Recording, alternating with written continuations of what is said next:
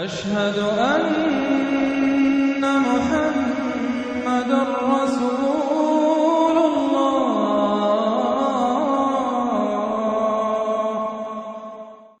سورۃ النور۔ اب یہاں 14 وہ جو صورتیں تھیں جو میں نے عرض کیا جو مکیات ہیں مسلسل، ان میں سے ایک سورہ حج کے بارے میں اور ایک سورہ رعد کے بارے میں بھی بعض لوگوں کا خیال ہے کہ وہ مدنی ہیں، لیکن واقعہ یہ ہے کہ جن کو بھی مکی اور مدنی صورتوں کے مزاج سے واقفیت ہو گئی ہے، جو اس کو پہچانتے ہیں، وہ جانتے ہیں کہ یہ سارا سلسلہ جو ہے مکیات کا ہے اور ان میں کوئی مدنی صورت نہیں ہے۔ کہیں کہیں کسی مدنی آیت کا شامل ہو جانا یہ بالکل علیحدہ بات ہے، لیکن یہ کہ اب ان 14 صورتوں کے بعد اب یہ ہے واحد صورت مدنی ہے اور یہ سورۃ النور ہے۔ یہ سن 6 کے آس پاس نازل ہوئی ہے، سن 6 ہجری، اور اس میں ایک بہت اہم واقعہ جو آیا ہے وہ حضرت عائشہ صدیقہ رضی اللہ تعالی عنہا پر جو تہمت لگائی تھی منافقین نے، اور اس میں سب سے بڑا رول تو تھا رئیس المنافقین عبداللہ ابن ابی کا، لیکن یہ کہ اور دوسرے منافقین بھی اور ان کے ساتھ ہی کچھ سادہ لوح مسلمان بھی اس فتنے میں کہیں شریک ہو گئے تھے، متاثر ہو گئے تھے، اور یہ کافی یوں سمجھیے کہ خود حضور صلی اللہ علیہ وسلم کے لیے بھی اور حضرت عائشہ صدیقہ کے لیے تو بہت ہی زیادہ تکلیف کا اور کرب کا یہ دور رہا ہے۔ بسم اللہ الرحمن الرحیم۔ سورۃ انزلناها وفرضناها وانزلنا فیها آیات بینات لعلکم تذکرون۔ یہ ایک سورت ہے، یہ انداز کسی اور سورت کا نہیں ہے، اس انداز میں اس کا آغاز، اور سورۃ نکرہ کو اگر تفخیم کے لیے مانا جائے تو یہ ایک عظیم سورت ہے جو ہم نے نازل کی ہے اور ہم نے اس کو لازم کیا ہے تم پر، فرض کیا ہے تم پر۔ وانزلنا فیہا آیات بینات، اور اس میں ہم نے اتنی بڑی روشن آیات نازل کی ہیں لعلکم تذکرون، تاکہ تم یاد رکھو، تاکہ تم نصیحت اخذ کرو۔ اس سورہ مبارکہ کا جوڑا جو ہے وہ آپ کو 8 مکی صورتوں کے بعد پھر جا کر ملے گا، اور وہ ہے سورہ احزاب۔ ان دونوں میں بڑی گہری مناسبت ہے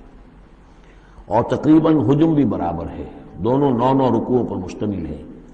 اگرچہ اس کی آیات جو ہیں یہ چونکہ بعد میں نازل ہوئی ہے تو 9 رکوع 64 آیات میں ہے، وہاں 9 رکوع 73 آیات میں ہے، وہ پہلے نازل ہوئی، وہ سن 5 میں نازل ہوئی، یہ سن 6 میں نازل ہوئی، لیکن دونوں میں آیت نمبر 35 سورہ احزاب کی بھی سورہ نور کی بھی نہایت اہم ہے ایمان کی حقیقت اور اسلام کی کیفیات کے بارے میں۔ الزانیۃ والزانی فاجلدوا من کل واحد منہما 100 جلدہ۔ زنا کرنے والی عورت ہو، خواہ زنا کرنے والا مرد ہو، ہر ایک کو ان میں سے 100 کوڑے مارے جائیں۔ ولا تاخذکم بہما رأفۃ فی دین اللہ، اور تمہیں اللہ کے اس دین کے معاملے میں نہ روک دے کوئی شے ان کے اوپر مہربانی کے راستے سے، نہ تمہیں روک لے، پکڑ لے، لا تاخذکم بہما، ان کے ساتھ نرمی اور ان کے ساتھ شفقت، فی دین اللہ، اللہ کے دین میں۔ یہ اللہ کا دین ہے، اللہ کی شریعت ہے، یہ اللہ کی حد ہے، اور اس حد کے اجراء میں کسی کی ہمدردی، کسی کے ساتھ تمہارا تعلق، تمہاری دل کی نرمی، تمہاری شفقت یہ کہیں آڑے نہ آ جائے۔ ان کنتم تؤمنون باللہ والیوم الآخر، اگر تم ایمان رکھتے ہو اللہ پر اور یوم آخر پر۔ یہ جو حد ہے یہ ہے اصل میں زانی زانیہ جو غیر شادی شدہ ہو اس کے لیے 100 کوڑے ہیں، یہ حد ہے جو قرآن میں آئی ہے۔ زانی اور زانیہ اگر شادی شدہ ہے تو اس کی حد قرآن میں نہیں ہے، لیکن وہ سنت رسول صلی اللہ علیہ وسلم سے ثابت ہے، اور شریعت اسلامی کا چونکہ جو اس کی سورسز ہیں، اس کی ایک بنیاد ہے اللہ کی کتاب، اور دوسری بنیاد جو انڈیپینڈنٹلی قرآن مجید سے آزاد ہو کر ایک مستقل بنیاد ہے، مستقل سورس ہے، وہ سنت رسول ہے صلی اللہ علیہ وسلم۔ تو رجم کا جو حکم ہے وہ سنت سے ہے، اور جیسا کہ میں آپ کو بتا چکا ہوں اصل میں یہ اس قاعدہ کلیہ کے تحت ہے کہ سابقہ شریعت میں، شریعت موسوی میں بعض احکام وہ تھے کہ جن کی نفی نہیں آئی ہے، اور انہیں جو کہ نبی اکرم صلی اللہ علیہ وسلم نے اس امت کے اندر بھی جاری رکھا ہے۔ ان میں سے یہ 2 حکم جو ہے بہت اہم ہیں، ایک قتل مرتد کا حکم ہے، اور دوسرے زانی اور زانیہ جو شادی شدہ ہو اس کے سنسار کیے جانے کا حکم ہے۔ وَلْيَشْهَدْ عَذَابَهُمَا طَائِفَةٌ مِّنَ الْمُؤْمِنِينَ، اور چاہیے کہ جب انہیں یہ حد جاری کی جا رہی ہو، سزا دی جا رہی ہو، تو اس وقت موجود رہیں اور دیکھیں کچھ لوگ اہل ایمان میں سے، یعنی یہ پبلک میں ہو،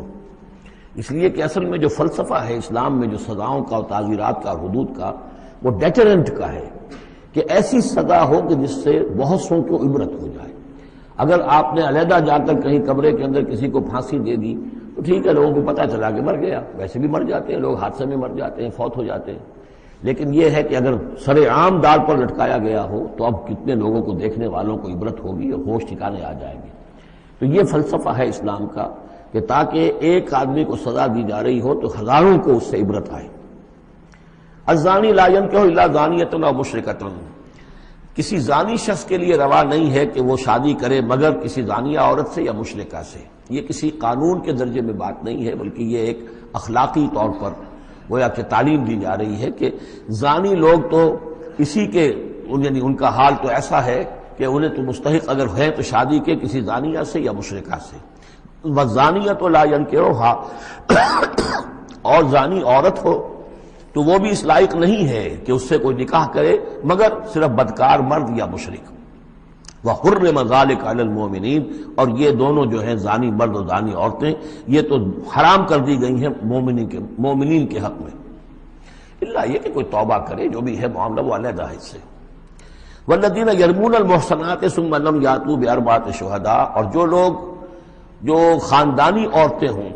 حفاظت میں ہوں کسی خاندان کی اور نکاح کے قید میں ہوں، چاہے نکاح کے قید میں ہوں تو ڈبل احسان ہو گیا کہ خاندانی بھی ہے اور دوسرے یہ کہ نکاح کی قید میں بھی ہے، نکاح کی حفاظت بھی انہیں حاصل ہے۔ نہیں تو یہ کہ اگر غیر شادی شدہ ہیں لیکن کسی شریف خاندان سے ہیں، آزاد خاندان سے ہیں، اگر ان کی عورتوں میں کوئی شخص جو ہے ان پر عیب لگائے، زنا کا الزام لگائے اور پھر وہ نہ لا سکے، ثم لم یاتوا باربعۃ شہداء، 4 شہید نہ لا سکے، فجلدوہم، تو پھر اب ان کو کوڑے مارو، 80 جلدہ، 80 کوڑے، 80 دبرے، ولا تقبلوا لهم شہادۃ ابدا، اور ان کی شہادت اب کبھی آئندہ قبول نہ کرو، واولئک هم الفاسقون، اور یقیناً یہی لوگ فاسق اور نافرمان ہیں۔ یعنی زنا کا الزام اگر لگایا جا رہا ہو تو پھر جو الزام لگانے والا ہے اسے 4 گواہ چشمدید پیش کرنے ہوں گے۔ اگر وہ 4 چشمدید گواہ پیش نہیں کر سکتا تو گویا کہ اب یہ قذف کہلائے گا کہ اس نے ایک الزام لگایا ہے جس کو ثابت نہیں کر سکا، لہذا اس جرم کی سزا 80 کوڑے، کتنے قریب چلا گیا ہے۔ اور اس میں حکمت یہ معلوم ہوتی ہے کہ اگر فرض کیجئے کسی معاشرے میں، مسلمان معاشرے میں کسی لوگوں سے غلطی ہو گئی ہے، اس غلطی کا چرچا نہیں ہونا چاہیے الا یہ کہ اس کے لیے ثبوت موجود ہو کہ اسے کیفر کردار تک پہنچایا جا سکے۔ اگر تو ثبوت اتنا ہے کہ سزا دی جا سکے تو ضرور،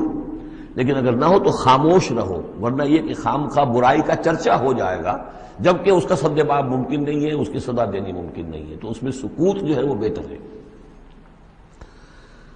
الا الذین تابوا، سوائے ان کے کہ جو توبہ کر لیں من بعد ذلک، اس کے بعد وہ اصلح و اصلاح کر لیں، یعنی یہ کہ کبھی کسی زمانے میں ان سے یہ غلطی ہو گئی تھی، انہوں نے کوئی تہمت لگائی تھی زنا کی اور 4 گواہ پیش نہیں کر سکے، طویل عرصے تک جو ہے ان کی گواہی پھر کسی بھی اسلامی عدالت میں قبول نہیں کی گئی، لیکن بعد میں ان کی روش ایسی رہی ہے، رویہ ایسا رہا ہے، انہوں نے اصلاح کر لی ہے، توبہ کر لی ہے، اب وہ قابل اعتماد ہیں، تو یہ جو معاملہ ہے اس پر سے ختم ہو جائے گا، ان کی گواہی بعد میں قبول کی جا سکے گی۔ فإن اللہ غفور رحیم، تو اللہ غفور اور رحیم ہے۔ والذین یرمون ازواجہم ولم یکن لہم شہداء الا انفسہم، اب ایک خاص معاملہ آ رہا ہے کہ کسی شوہر نے اپنی بیوی کو دیکھا ہو زنا کرتے ہوئے، وہ الزام لگائے کہ میں نے دیکھا ہے اپنی بیوی کو زنا کرتے ہوئے، درحال ہے کہ اس کے پاس 3 اور گواہ نہیں ہیں، لیکن چونکہ یہ معاملہ ہے شوہر اور بیوی کا، اگر کسی اور عورت کا ہوتا تو اس کے اوپر 80 درے لگتے اس کو کہ اس نے الزام لگایا ہے، چاہے وہ چشمدید ہے، چاہے اس نے دیکھا ہے، لیکن 3 گناہ اور نہیں لا سکا، 3 گواہ نہیں لا سکا ہے تو درے لگیں گے 80۔ لیکن معاملہ کیونکہ بیوی کا ہے، اس کے لیے خاص قانون ہے، اس کو لعان کہتے ہیں۔ وہ یہ ہے کہ والذین یرمون ازواجہم، جو الزام لگائیں زنا کا اپنی بیویوں پر، ثم ولم یکن لہم شہداء، اور ان کے پاس گواہ موجود نہ ہو، الا انفسہم، سوائے ان کی اپنی جانوں کے، انہوں نے خود دیکھا ہے، فشہادۃ احدہم 4 شہادات باللہ، تو یہ ایک شخص کی گواہی بھی 4 گواہیاں شمار کی جائیں گی جبکہ وہ قسم کھائے اللہ کی، انہ لمن الصادقین، کہ وہ سچا ہے، حلفیہ بیان کرے۔ والخامسۃ، اور 5ویں بات یہ کہ وہ یہ کہے کہ ان لعنت اللہ علیہ ان کان من الکاذبین، کہ اگر میں جھوٹا ہوں تو مجھ پر اللہ کی لعنت ہو۔ 4 مرتبہ قسم کھا کر گواہی دینا گویا کہ وہ 4 گواہوں کی گواہی کے قائم مقام ہو جائے گا۔ جبکہ پھر وہ یہ بھی کہے کہ اگر میں جھوٹا ہوں تو اللہ کی لعنت مجھ پر ہو، اللعنۃ اللہ علی الکاذبین ان کان من الکاذبین وَيَدْرَؤُ عَنْهَا الْعَذَابَ۔ اب عورت کیا کرے گی جس کے اوپر اس کی بیوی جو ہے اس پر جو الزام لگایا گیا ہے، اگر وہ اس پر سے عذاب ٹل جائے گی سزا اور یہ حد عورت سے، ان تشہد اربع شہادات باللہ، کہ وہ بھی قسم 4 مرتبہ کھائے اللہ کی، انہ لمن الکاذبین، کہ یہ میرا شوہر جو مجھ پر الزام لگا رہا ہے جھوٹا ہے، اور والخامسۃ، اور 5ویں بات وہ یہ کہے ان غضب اللہ علیہا ان کان من الصادقین، کہ اگر میرا یہ شوہر اس الزام میں سچا ہے تو مجھ پر اللہ کا غضب آئے۔ اس انداز میں پھر یہ کہ عورت کے اوپر پھر حد جاری نہیں ہوگی، اور اگر شوہر کے 4 قسمیں کھا کر الزام لگانے اور پھر یہ کہ اللہ تعالیٰ کی لعنت اپنے اوپر طلب کرنے اگر جھوٹا ہو، اس کے بعد اگر بیوی خاموش رہتی ہے، وہ جوابی طور پر قسم نہیں کھاتی 4، اور نہ یہ کہتی ہے کہ اگر یہ سچا ہو تو مجھ پر اللہ کا غضب ہو، تو پھر اس پر حد جاری ہو جائے گی۔ لیکن اگر وہ بھی قسم کھا لے 4 قسمیں، اور یہ کہ ساتھ ہی یہ بھی کہے کہ اگر یہ سچا ہو اور واقعی اس کا الزام درست ہو مجھ پر، تو مجھ پر اللہ کا غضب نازل ہو جائے، تو پھر یہ کہ عذاب ٹل جائے گا، دنیا کی سزا اسے نہیں ملے گی۔ وَلَوْلَا فَضْلُ اللَّهِ عَلَيْكُمْ وَرَحْمَتُهُ، اور اگر اللہ کا فضل اور اس کی رحمت تمہارے شامل حال نہ ہوتی، وَأَنَّ اللَّهَ تَوَّابٌ رَحِيمٌ، تو گویا کہ یہاں پہ محذوف ہے کہ اگر اللہ کا فضل اور اس کی رحمت شامل حال نہ ہوتی تو تم بہت غلط راستے پر پڑ جاتے، تم کوئی بہت بڑا قدم اٹھا دیتے۔ وہ جو بھی واقعہ اب آگے آ رہا ہے یہ اس کے لیے تمہید ہے۔ وَأَنَّ اللَّهَ تَوَّابٌ حَكِيمٌ، یقیناً اللہ تعالیٰ بہت توبہ کا قبول فرمانے والا اور حکمت والا ہے۔ إِنَّ الَّذِينَ جَاءُوا بِالْإِفْكِ عُصْبَةٌ مِّنكُمْ، جن لوگوں نے یہ طوفان اٹھایا ہے، جن لوگوں نے تہمت تراشی ہے حضرت عائشہ صدیقہ رضی اللہ تعالی عنہا پر، یہ تمہارے ہی ایک گروہ ہے، تم ہی میں سے ہیں۔ لا تحسبوه شرا لکم، اسے تم اپنے لیے برا نہ سمجھو، بل ہوا خیر لکم، بلکہ یہ بھی تمہارے لیے خیر ہے۔ اس کے ذریعے سے اللہ تعالیٰ تمہارے سامنے اب اس ضمن میں ہدایات دے گا، قوانین بتا دے گا، شریعت کے جو احکام ہیں وہ نازل ہو رہے ہیں، اس کے لیے گویا کہ یہ واقعہ جو ہے ایک تقریب بن گیا، ایک ذریعہ بن گیا۔ واقعہ اچھی طرح نوٹ کر لیجئے کہ غزوہ بنی مستلق میں حضور سن 6 کا ہے یہ واقعہ، ہجری کا تشریف لے گئے تھے۔ جب وہاں سے واپس آ رہے تھے تو جہاں رات کو ایک جگہ پر قیام تھا، اور حضرت عائشہ صدیقہ جو ہے ایک ہودج میں علیحدہ ہوتی تھی، جیسے جس کو کہ اٹھا کر جو لوگ آتے تھے حمال وہ اٹھا کر اسے اونٹ پر رکھ دیتے تھے، اور جہاں پر پڑا ہوا وہ ہودج اونٹ پر سے اتار کر نیچے رکھ دیا۔ تو رات کو کہیں قضائے حاجت کے لیے نکلی، پیشاب وغیرہ کی حاجت ہوئی، وہ کہیں گئی، وہاں کچھ دیر لگ گئی، اور دیکھا واپس آ کر تو کہیں ہار اپنا گر گیا تھا، اس ہار کو دیکھنے کے لیے واپس گئیں۔ اتنی دیر میں وہ حمال آئے، اور حضرت عائشہ بہت دبلی پتلی تھیں، انہیں اندازہ نہیں ہوا کہ اس ہودج میں اس وقت ام المومنین موجود نہیں ہے۔ انہوں نے اٹھایا اور وہ کوچ کا وقت ہو گیا تھا، اونٹ کے اوپر رکھا اور قافلہ چل دیا۔ اب یہ آئیں واپس تو اب دیکھا کہ وہ تو قافلہ جا چکا، ہکا بکا کیا کریں، تنہا ہے، رات کا وقت ہے۔ اس وقت انہوں نے بڑی عقل مندی سے کام لیا کہ اب اگر میں قافلے کے پیچھے دوڑی چلی تو پتہ نہیں میں کسی غلط راستے پر مڑ جاؤں، اور پھر وہ تلاش بھی نہیں کر سکیں گے مجھے، تو بہتر یہ کہ میں یہیں پر بیٹھی رہوں، تاکہ انہیں جب بھی خیال ہوگا کہ اس ہودج کے اندر جو ہے ام المومنین عائشہ صدیقہ موجود نہیں ہے تو وہ تلاش میں پھر یہیں آئیں گے۔ تو وہاں بیٹھی ہوئی تھی، رات کا وقت تھا، نیند آ گئی، سو گئی، اس سے آپ کا چہرہ بھی کھل گیا۔ تو ایک صاحب تھے صحابہ میں سے صفوان ابن معطل، ان کی ڈیوٹی یہ ہوتی تھی کہ وہ لشکر کے پیچھے پیچھے چلتے تھے۔ لشکر چل رہا ہے تو ذرا فاصلے سے کہ کہیں کوئی گری پڑی چیز رہ گئی ہو، کہیں کوئی بیمار ہو وہ چل نہ پایا ہو لشکر کے ساتھ اور رہ گیا ہو پیچھے، تو پیچھے وہ دیکھ بھال کرتے ہوئے آتے تھے۔ انہیں دور سے نظر آیا کہ یہاں کوئی شے پڑی ہوئی ہے، گٹھڑی سی پڑی ہے کوئی، تو جا کر دیکھا، حضرت عائشہ کو پہچان لیا، اور وہ کہتے ہیں کہ میں نے اس لیے پہچان لیا کہ حجاب کی آیت کے نازل ہونے سے پہلے میں نے انہیں دیکھا تھا۔ حجاب کی آیت نازل ہوئی ہے سورہ احزاب میں، سورہ احزاب 1 سال پہلے نازل ہو چکی ہے، تو جب تک حجاب کی آیت نہیں آئی تھی، ظاہر بات ہے کہ وہاں پردہ نہیں تھا، کوئی نقاب نہیں اوڑھتی تھی خواتین، اور نہ امہات المومنین، لہذا پہچانتے تھے۔ تو وہ چونکہ چہرہ کھلا ہوا تھا ام المومنین کا، تو انہوں نے کہا انا للہ و انا الیہ راجعون، یہ الفاظ جو کہے تو حضرت عائشہ کی آنکھ کھل گئی، اور وہ پھر اٹھ کر بیٹھی، انہوں نے اپنا کپڑا درست کیا، لیکن پھر انہوں نے یہ کیا صفوان ابن معطل نے کہ اپنا اونٹ بٹھا دیا خاموشی کے ساتھ، حضرت عائشہ اس پر سوار ہو گئی، اور وہ آگے اس کی وہ نکیل پکڑ کر وہ چلتے گئے اور قافلے میں پہنچ گئے۔ وہاں عبداللہ ابن ابی نے شور مچا دیا کہ خدا کی قسم تمہارے نبی کی یہ بیوی جو بچ کر نہیں آئی ہے، مطلب یہ کہ یہ تو اب یہ معاملہ جو رہا ہے، تنہائی رہی ہے، علیحدہ رہے ہیں، تو گویا کہ زنا کا معاملہ ہو گیا ہے۔ یہ اس کی جو بھی اس کی گندی سوچ تھی، ظاہر بات ہے کہ مکھی تو گندگی پر بیٹھتی ہے، اس کو تلاش رہتی ہے گندگی کی، اس کے لیے تو یہ ایک موقع مل گیا اسکینڈل اٹھانے کا۔ یہ اسکینڈل بڑھتے بڑھتے ایک طوفان بن گیا، اور اس میں بعض جو ہیں بہت ہی مخلص لوگ بھی، حضرت حسان ابن ثابت رضی اللہ تعالیٰ عنہ جو دربار نبوی کے گویا کہ سرکاری شاعر تھے، ان کا بھی معاملہ اس کے اندر ایسا ہو گیا کہ وہ بھی ملوث ہو گئے۔ تو یہ ہے واقعہ افک کا۔ لیکن اس کے بعد قرآن مجید میں پھر یہ آیات نازل ہوئی، اللہ تعالیٰ نے برات کر دی، اور پھر یہ کہ ان کی پاک دامنی اور پاک بازی جو ہے وہ ثابت ہو گئی، اور اس کے بعد یہ معاملہ رفع دفع ہو گیا۔ ان الذين جاءوا بالافك عصبة منكم لا تحسبوه شرا لكم بل هو خير لكم لكل امرئ منهم ما اكتسب من الاثم، اس میں جس شخص نے بھی جو گناہ کمایا ہے وہ اس کو مل جائے گا، اس کے حصے میں درج ہو جائے گا۔ والذی تولى كبره، اور جس نے اس کا سب سے بڑا حصہ وصول کیا، یہ ہے عبداللہ ابن ابی جس نے اسکینڈل اٹھایا اور اسے بڑی قوت کے ساتھ، شدت کے ساتھ پھیلایا۔ والذی تولى كبره منهم له عذاب عظیم، اس کے لیے تو پھر بہت بڑا عذاب ہے۔ لولا اس سمعتموہ، مسلمانوں تمہیں کیا ہو گیا، کیوں نہ ایسا ہوا کہ جب تم نے یہ سنا تھا، ظن المؤمنون والمؤمنات بانفسہم خیرا، تو مومن مرد اور مومن عورتیں اپنے بارے میں اچھا گمان کرتی، یعنی یہ کہ حضرت عائشہ کے بارے میں ان کے بارے یہ گمان ہونا چاہیے تھا، انہیں فوراً کہہ دینا چاہیے تھا، وقالوا ھذا افک مبین، اور وہ کہتے فوراً کہ یہ تو کوئی بہت بڑی تہمت ہے۔ لولا جاؤ علیہ باربعۃ شہداء، کیوں نہیں وہ لے کر آئے 4 گواہ، اگر تو ان کے پاس گواہ تھے یہ بات کہنے کے لیے تب تو زبان کھولنی چاہیے تھی، اگر 4 گواہ نہیں تھے تو انہیں زبان بند رکھنی چاہیے تھی۔ فَإِذْ لَمْ تَأْتُوا بِالشُّهَدَاءِ، اس لیے کہ یہ 4 گواہوں والی آیت جو ہے یہ سورہ نساء میں اتر چکی تھی، سورہ نساء سن 4 میں آ چکی ہے، وہ ابتدائی احکام جو تھے کہ 4 گواہ ہونے چاہیے اس معاملے کے اندر، یہ آیت سورہ نساء میں آ چکی ہے۔ تو فرمایا کہ یہ کیوں نہیں 4 گواہ لے کر آئے، فَإِذْ لَمْ تَأْتُوا بِالشُّهَدَاءِ، اگر وہ 4 گواہ نہیں لا سکے، فَأُولَٰئِكَ عِندَ اللَّهِ هُمُ الْكَاذِبُونَ، تو یقیناً اللہ کے نزدیک اور قانون اسلامی کے نزدیک پھر وہی جھوٹے ہیں۔ وَلَوْلَا فَضْلُ اللَّهِ عَلَيْكُمْ وَرَحْمَتُهُ، اور اگر نہ ہوتا اللہ کا فضل، اس کی رحمت تمہارے شامل حال فی الدنیا والآخرہ، دنیا میں اور آخرت میں بھی، لَمَسَّكُمْ فِيمَا أَفَضْتُمْ، تو تم پر پڑتی اس چیز پر کہ جس کا چرچا تم نے کیا ہے، عذاب عظیم، بہت بڑا عذاب۔ اس تلقونہ بألسنتکم، یہ اصل میں انسانوں کی ایک عام کمزوری ہوتی ہے، اس طرح کی بات جو ہے بس ادھر سے سنی ادھر بیان کر دی، ادھر سے آگے بیان ہو گئی، جنگل کی آگ کی طرح اس قسم کی خبریں جو ہیں وہ پھیل جاتی ہیں۔ اس تلقونہ بألسنتکم، جبکہ تم اسے لے رہے تھے اپنی زبانوں سے،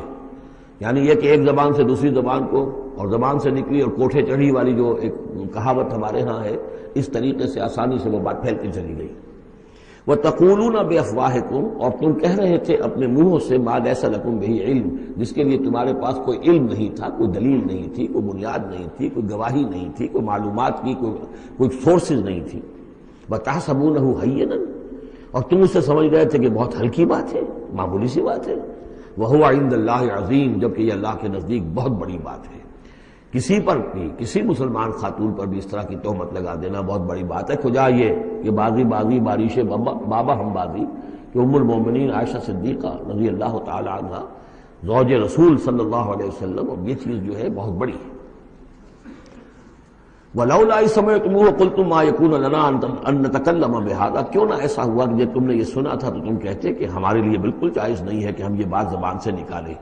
سبحانک، اللہ تو پاک ہے، ھذا بہتان عظیم، یقیناً یہ بہت بڑا بہتان ہے۔ یعظکم اللہ ان تعودوا لمثلہ، اللہ تعالیٰ تمہیں نصیحت کر رہا ہے مبادا تم دوبارہ پھر اس قسم کی کسی معاملے کے اندر اسی طریقے سے اعادہ کرو اور دوبارہ اسی کوئی حرکت کرو، ابداً کبھی بھی، ان کنتم مؤمنین، اگر تم مومن ہو۔ وَيُبَيِّنُ اللَّهُ لَكُمُ الْآيَاتِ، اور اللہ تعالیٰ تمہارے لیے اپنی آیات کو واضح کر رہا ہے، واللہ علیم حکیم، اللہ علیم اور حکیم ہے۔ ان الذین یحبون ان تشیع الفاحشۃ فی الذین آمنوا لہم عذاب علیم، بے شک وہ لوگ جو یہ چاہتے ہیں کہ اہل ایمان میں بے حیائی کا چرچا ہو جائے تو ان لوگوں کے لیے بہت دردناک عذاب ہے۔ ایک تو یہ کہ بے حیائی پھیل جائے، تشیع الفاحشہ شائع ہو جائے، بے حیائی عام ہو جائے، جو لوگ اس کے لیے، اب ظاہر بات ہے کہ آج کل تو کاروبار کے لیے، اپنے اخبار بیچنے کے لیے، اس کی جو ہے اشاعت بڑھانے کے لیے نئی سے نئی قسم کی رنگین تصویریں شائع کی جا رہی ہیں، یہ سارا کچھ ہو رہا ہے. کسی شے کا اشتہار دینا ہو، عورت کی تصویر ساتھ ہوگی. یہ سارا کچھ جو ہو رہا ہے تو یہ لوگ کون ہیں کہ جو اس بے حیائی کو، بے پردگی کو یہ در حقیقت اس معاشرے میں پھیلا رہے ہیں. تو وہ لوگ کہ جو چاہتے ہیں کہ معاشرے کے اندر بے حیائی پھیلے. اور ایک اس کا مفہوم یہ بھی ہے کہ اگر کہیں ایسی کوئی غلط حرکت ہوئی ہے اور اس کا چرچا ہو گیا، یہ آج ہمارے اخبارات کے اندر بہت بڑے پیمانے پر ہو رہا ہے، یہ اسکینڈلز شائع کر دیتے ہیں. اب وہ بات صحیح بھی ہے یا نہیں، غلط ہے تب بھی، لیکن ایک بات ہے اس کا چرچا ہو گیا، پوری دنیا کے اندر پہنچ گئی. اب ظاہر بات ہے کہ بچے بھی پڑھتے ہیں، بچیاں بھی پڑھتی ہیں، ان کے لیے تو گویا کہ یہ ایک ان کی معلومات کا ایک کھاتہ کھل گیا کہ ایسا بھی ہوتا ہے. جس طریقے سے آج کل ہو رہا ہے معاملہ، اس کو جس طریقے سے اخبارات میں شائع کیا جا رہا ہے، تو اس کی اس اشاعت کے اندر خرابی کا پہلو زیادہ ہے، مضر پہلو زیادہ ہے. اگر ہے بھی ایسا معاملہ، اگر تو سزا کے قابل ہے تو گواہی دو اور سزا دلواؤ، اور ایسی سزا ہو کہ جس سے ایک کو سزا ہو اور ہزاروں کو ہوش آ جائے. اور اگر نہیں ہے تو خاموش ہو، اس کے اوپر زبان کھولنا بھی جو ہے در حقیقت بہت بڑا جرم ہے. ان الذين يحبون ان تشيع الفاحشة في الذين آمنوا لهم عذاب أليم في الدنيا والآخرة، دنیا میں بھی اور آخرت میں بھی. واللہ یعلم وانتم لا تعلمون، اللہ جانتا ہے اور تم نہیں جانتے. ولولا فضل اللہ علیکم ورحمتہ، اور اگر اللہ کا فضل نہ ہوتا تم پر اور اس کی رحمت نہ ہوتی تو یہ تو طوفان ایسا اٹھا تھا کہ اس کے بڑے دور تک نتائج نکل سکتے تھے. یہ محذوف ہے. وان اللہ رؤوف الرحیم، تو اللہ بہت رؤوف ہے اور رحیم ہے. یا ایھا الذین آمنوا لا تتبعوا خطوات الشیطان، اہل ایمان شیطان کے نقش قدم کی پیروی نہ کرو. ومن یتبع خطوات الشیطان، جو کوئی بھی شیطان کے نقوش پا کی پیروی کرے گا، فإنہ یأمر بالفحشاء والمنکر، تو شیطان تو اسے حکم دے گا، وہ تو حکم دیتا ہے بے حیائی کا اور منکر کا، بری بات کا. ولولا فضل اللہ علیکم ورحمتہ، اور اگر نہ ہوتا اللہ کا فضل اور اس کی رحمت تمہاری شامل حال، ما زکا منکم من احد ابدا، تم میں سے کوئی ایک انسان بھی کبھی پاک نہ ہو سکتا. اللہ تعالیٰ کا فضل ہے، اللہ کی رحمت ہے. ایک شخص سے غلطی ہو جاتی ہے، اللہ پردہ پڑا رہنے دیتا ہے تو اس کے اندر اصلاح کا مادہ پیدا ہو جاتا ہے. ایک دفعہ آدمی ننگا ہو جائے تو پھر ڈھیٹ ہو جاتا ہے. اس سے یہ کہ اللہ تعالیٰ جو ہے ان چیزوں کے اندر اس کی بڑی حکمت ہے کہ اگر کوئی غلطی ہو گئی ہے فوراً نہیں پکڑتا، وہ اس کو مہلت دیتا ہے اصلاح کرے. ولولا فضل اللہ علیکم ورحمتہ، اگر نہ ہوتا اللہ کا فضل تم پر اور اس کی رحمت، ما زکا منکم من احد ابدا، تم میں سے کوئی بھی کبھی نیک اور پارسا نہ بن سکتا اور پاک نہ ہو سکتا. ولکن اللہ یزکی من یشاء، بلکہ یہ تو اللہ تعالیٰ ہی پاک کرتا ہے جس کو چاہتا ہے. واللہ سمیع علیم، اللہ سمیع علیم ہے. ولا یأتل اولو الفضل منکم والسعة ان یؤتوا اولی القربى والمساکین والمہاجرین فی سبیل اللہ. اس آیت کی بھی شان نزول ہے کہ حضرت ابو بکر صدیق رضی اللہ تعالیٰ عنہ کے ایک یا تو بھانجے تھے یا خالہ زاد بھائی تھے، حضرت مصطح. یہ حضرت مصطح جو ہے غریب آدمی تھے اور حضرت ابو بکر ان کی مدد کیا کرتے تھے، پیسے سے، مال سے ان کی ضرورت جو ہے پوری کرتے تھے. لیکن یہ مصطح بھی اس میں شریک ہو گئے. حضرت عائشہ صدیقہ رضی اللہ تعالیٰ عنہ پر جو تہمت کا معاملہ چلا تو حضرت ابو بکر کو جب معلوم ہوا کہ مصطح بھی اس معاملے کے اندر شریک ہے تو پھر غصے میں آ کے ان کا قسم کھا لی کہ میں اب اس کے ساتھ کبھی کوئی بھلائی نہیں کروں گا. اس نے اتنی بڑی غلطی کی ہے اور اس معاملے کے اندر میری بیٹی کا معاملہ ہے اور اس میں اس کو یہ خیال نہیں آیا کہ میں اس کے ساتھ کتنا کچھ احسان کرتا ہوں، اور اس کے اندر جو ہے وہ خود بھی شریک ہو گیا. اس پر اللہ تعالیٰ کی طرف سے گرفت آ رہی ہے کہ نہیں ابو بکر یہ ٹھیک نہیں ہے. جو بھی اس سے غلطی ہوئی،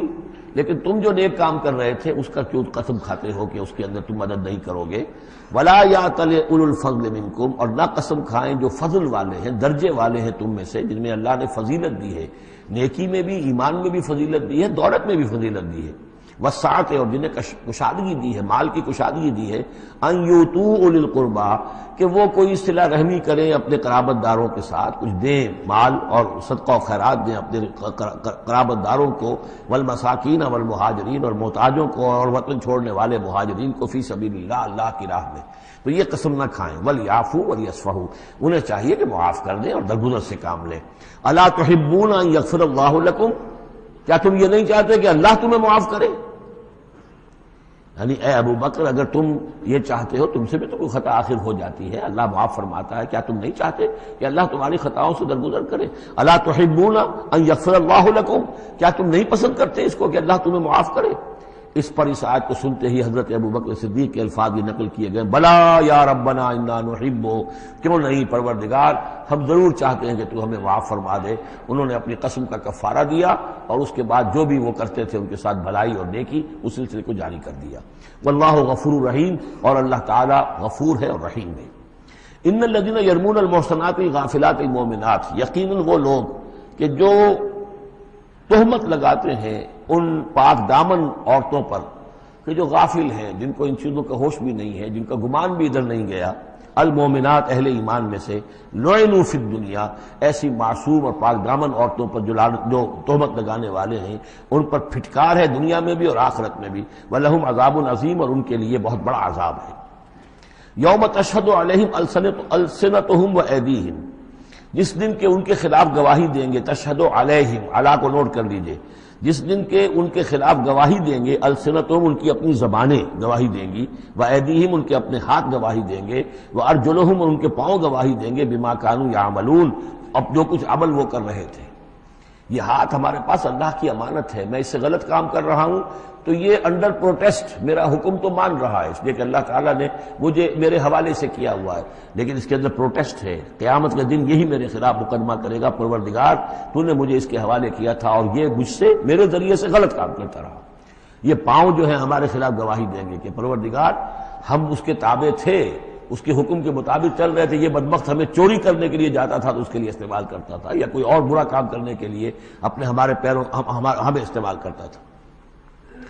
یومئذ یوفیہم اللہ دینہم الحق، اس دن اللہ تعالی ان کا پورا بدلہ ان کو دے دے گا۔ یہ دین کے لفظ کو یہاں نوٹ کیجئے، دین بدلے کو کہتے ہیں، دین مالک یوم الدین، جزا و سزا کے دن کا مالک، بدلے کا دن۔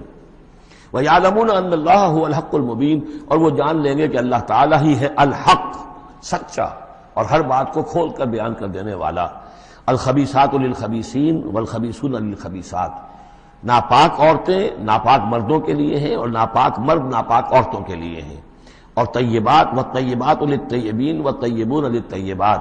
اور ستھرے اور پاک باز جو خواتین ہیں وہ پاک باز مردوں کے لیے ہیں، اور پاک باز جو مرد ہیں وہ پاک دامن خواتین کے لیے ہیں۔ اولئک مبرؤون مما یقولون،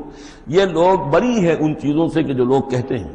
لہم مغفرۃ ورزق کریم، ان کے لیے مغفرت ہے اور رزق کریم ہے۔ یہ دونوں آیات جو ہیں در حقیقت اخلاقی تعلیم کی نوعیت کی ہیں کہ اتنی اخلاق کی حس معاشرے کے اندر رہے کہ جس کے ساتھ کوئی بدنامی کا معاملہ ہو جائے پھر وہ خود محسوس کرے کہ میں آئسولیٹ ہو کر رہ گیا ہوں یا رہ گئی ہوں اس معاشرے کے اندر، یہ معاشرے کے اندر یہ عام روش پیدا ہو جائے۔ جیسے کہ پہلے آیا تھا وہ اس کے اندر بھی یہی بات تھی کہ زانی نکاح نہ کرے مگر کسی زانیہ سے یا کسی مشرکہ سے، وہ اس لائق نہیں ہے کہ اس کے نکاح میں کوئی مسلمان خاتون آئے پاک دامن اور عفت والی۔ اس طرح زانیہ جو ہے اس سے کوئی نکاح نہ کرے سوائے مشرک کے، یہ قانونی چیزیں نہیں ہیں، جیسا کہ میں نے عرض کیا یہ اخلاقی، تاکہ ایک نفرت پیدا ہو زنا سے، بدکاری سے۔ اسی طریقے سے معاشرے کے اندر ایک عام فضا، ایک حس ایسی پیدا ہو جائے کہ جس میں جو لوگ بھی ایسی گراوٹوں میں مبتلا ہوں وہ خود اپنی آنکھوں میں ذلیل ہو کر رہ جائیں۔ یا ایھا الذین آمنوا لا تدخلوا بیوتا غیر بیوتکم حتی تستأنسوا، اب اس حوالے سے بہت سے جو احکام آ رہے ہیں، یہ سورہ نور اور سورہ احزاب ان دونوں میں معاشرتی احکامات ہیں۔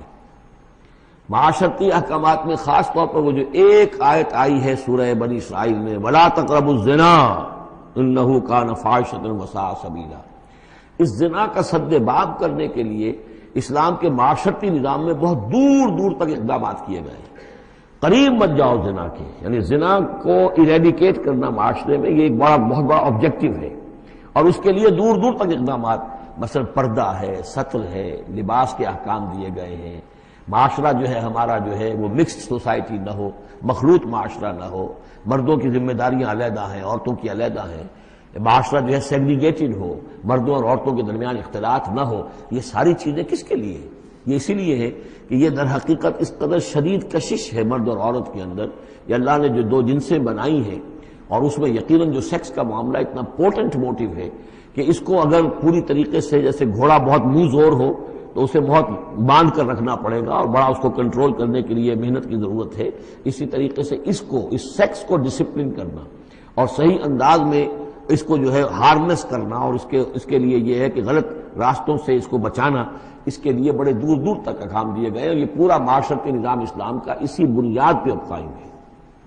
اب اسی میں سے مثلاً یہ گھر کی پرائیویسی بھی ہے، ایک گھر ہے، گھر میں ایک شوہر ہے، اس کی بیوی ہے، اب آپ فوراً چلے گئے سیدھے گھر کے اندر، نہیں،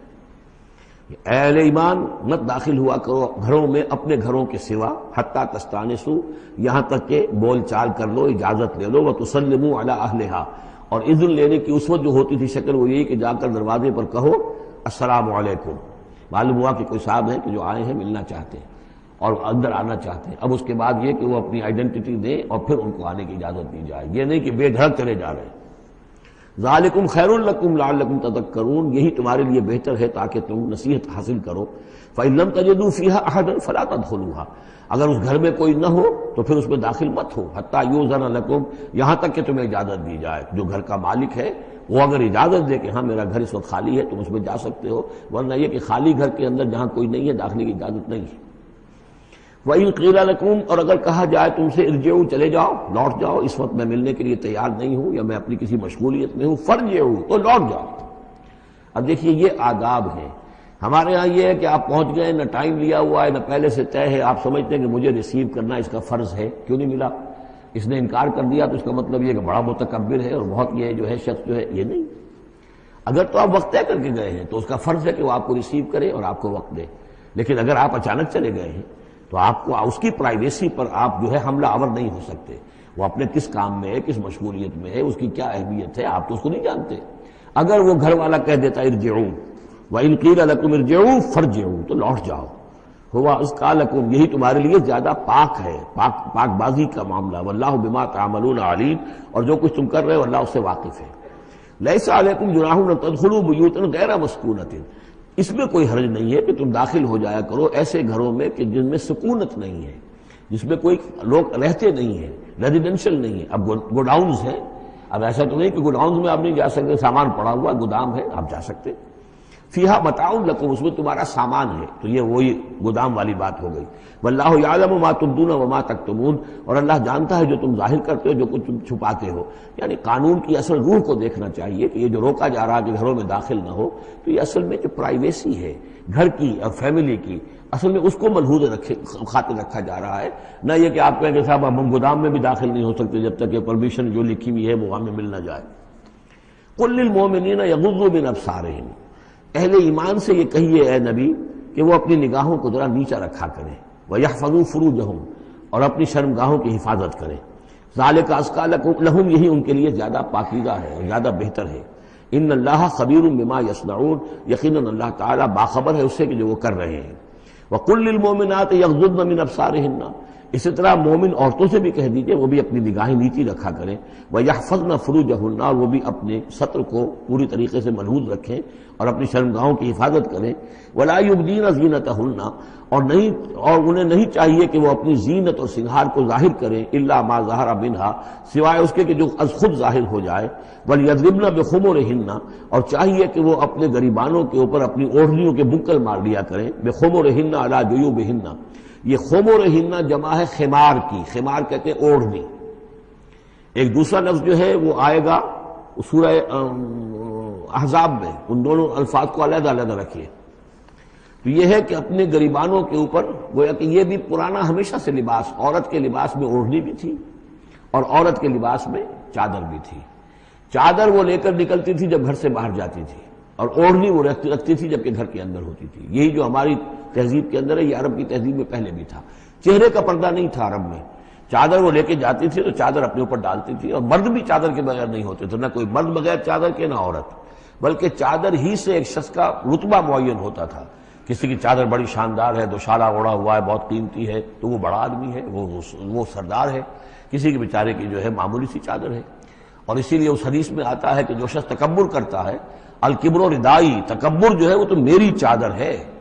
اور یہ عرب میں یہ بڑا کسی شخص کی توہین کرنی ہوتی تھی، اس کی چادر گھسیٹتے تھے، گویا کہ اس کی عزت جو ہے اس کو کھینچ لیا ہے۔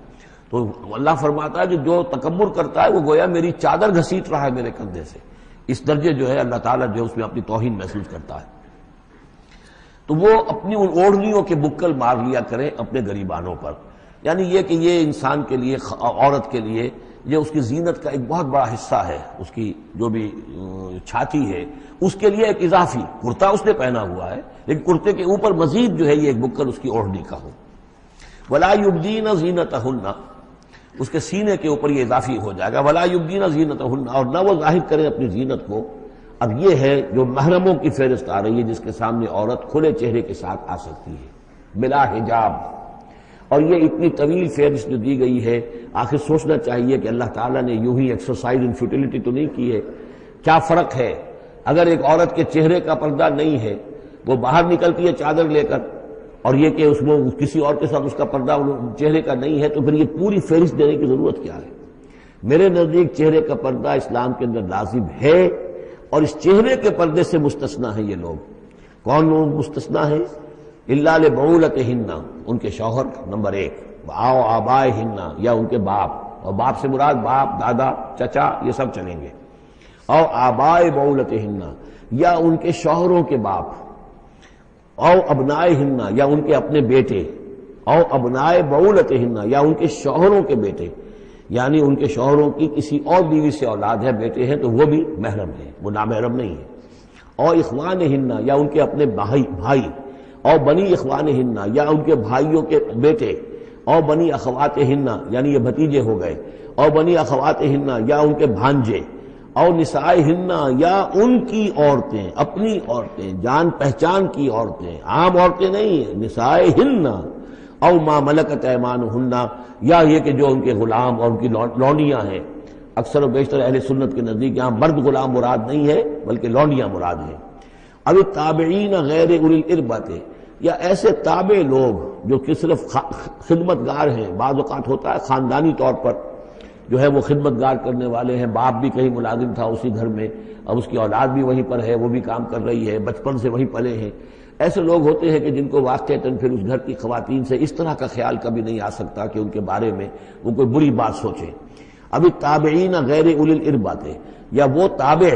کہ جو کہ کوئی غرض نہیں رکھتے اس قسم کے معاملات سے، من الرجال، مردوں میں سے۔ ابھی الطفل الذین لم یظہروا علی عورات النساء،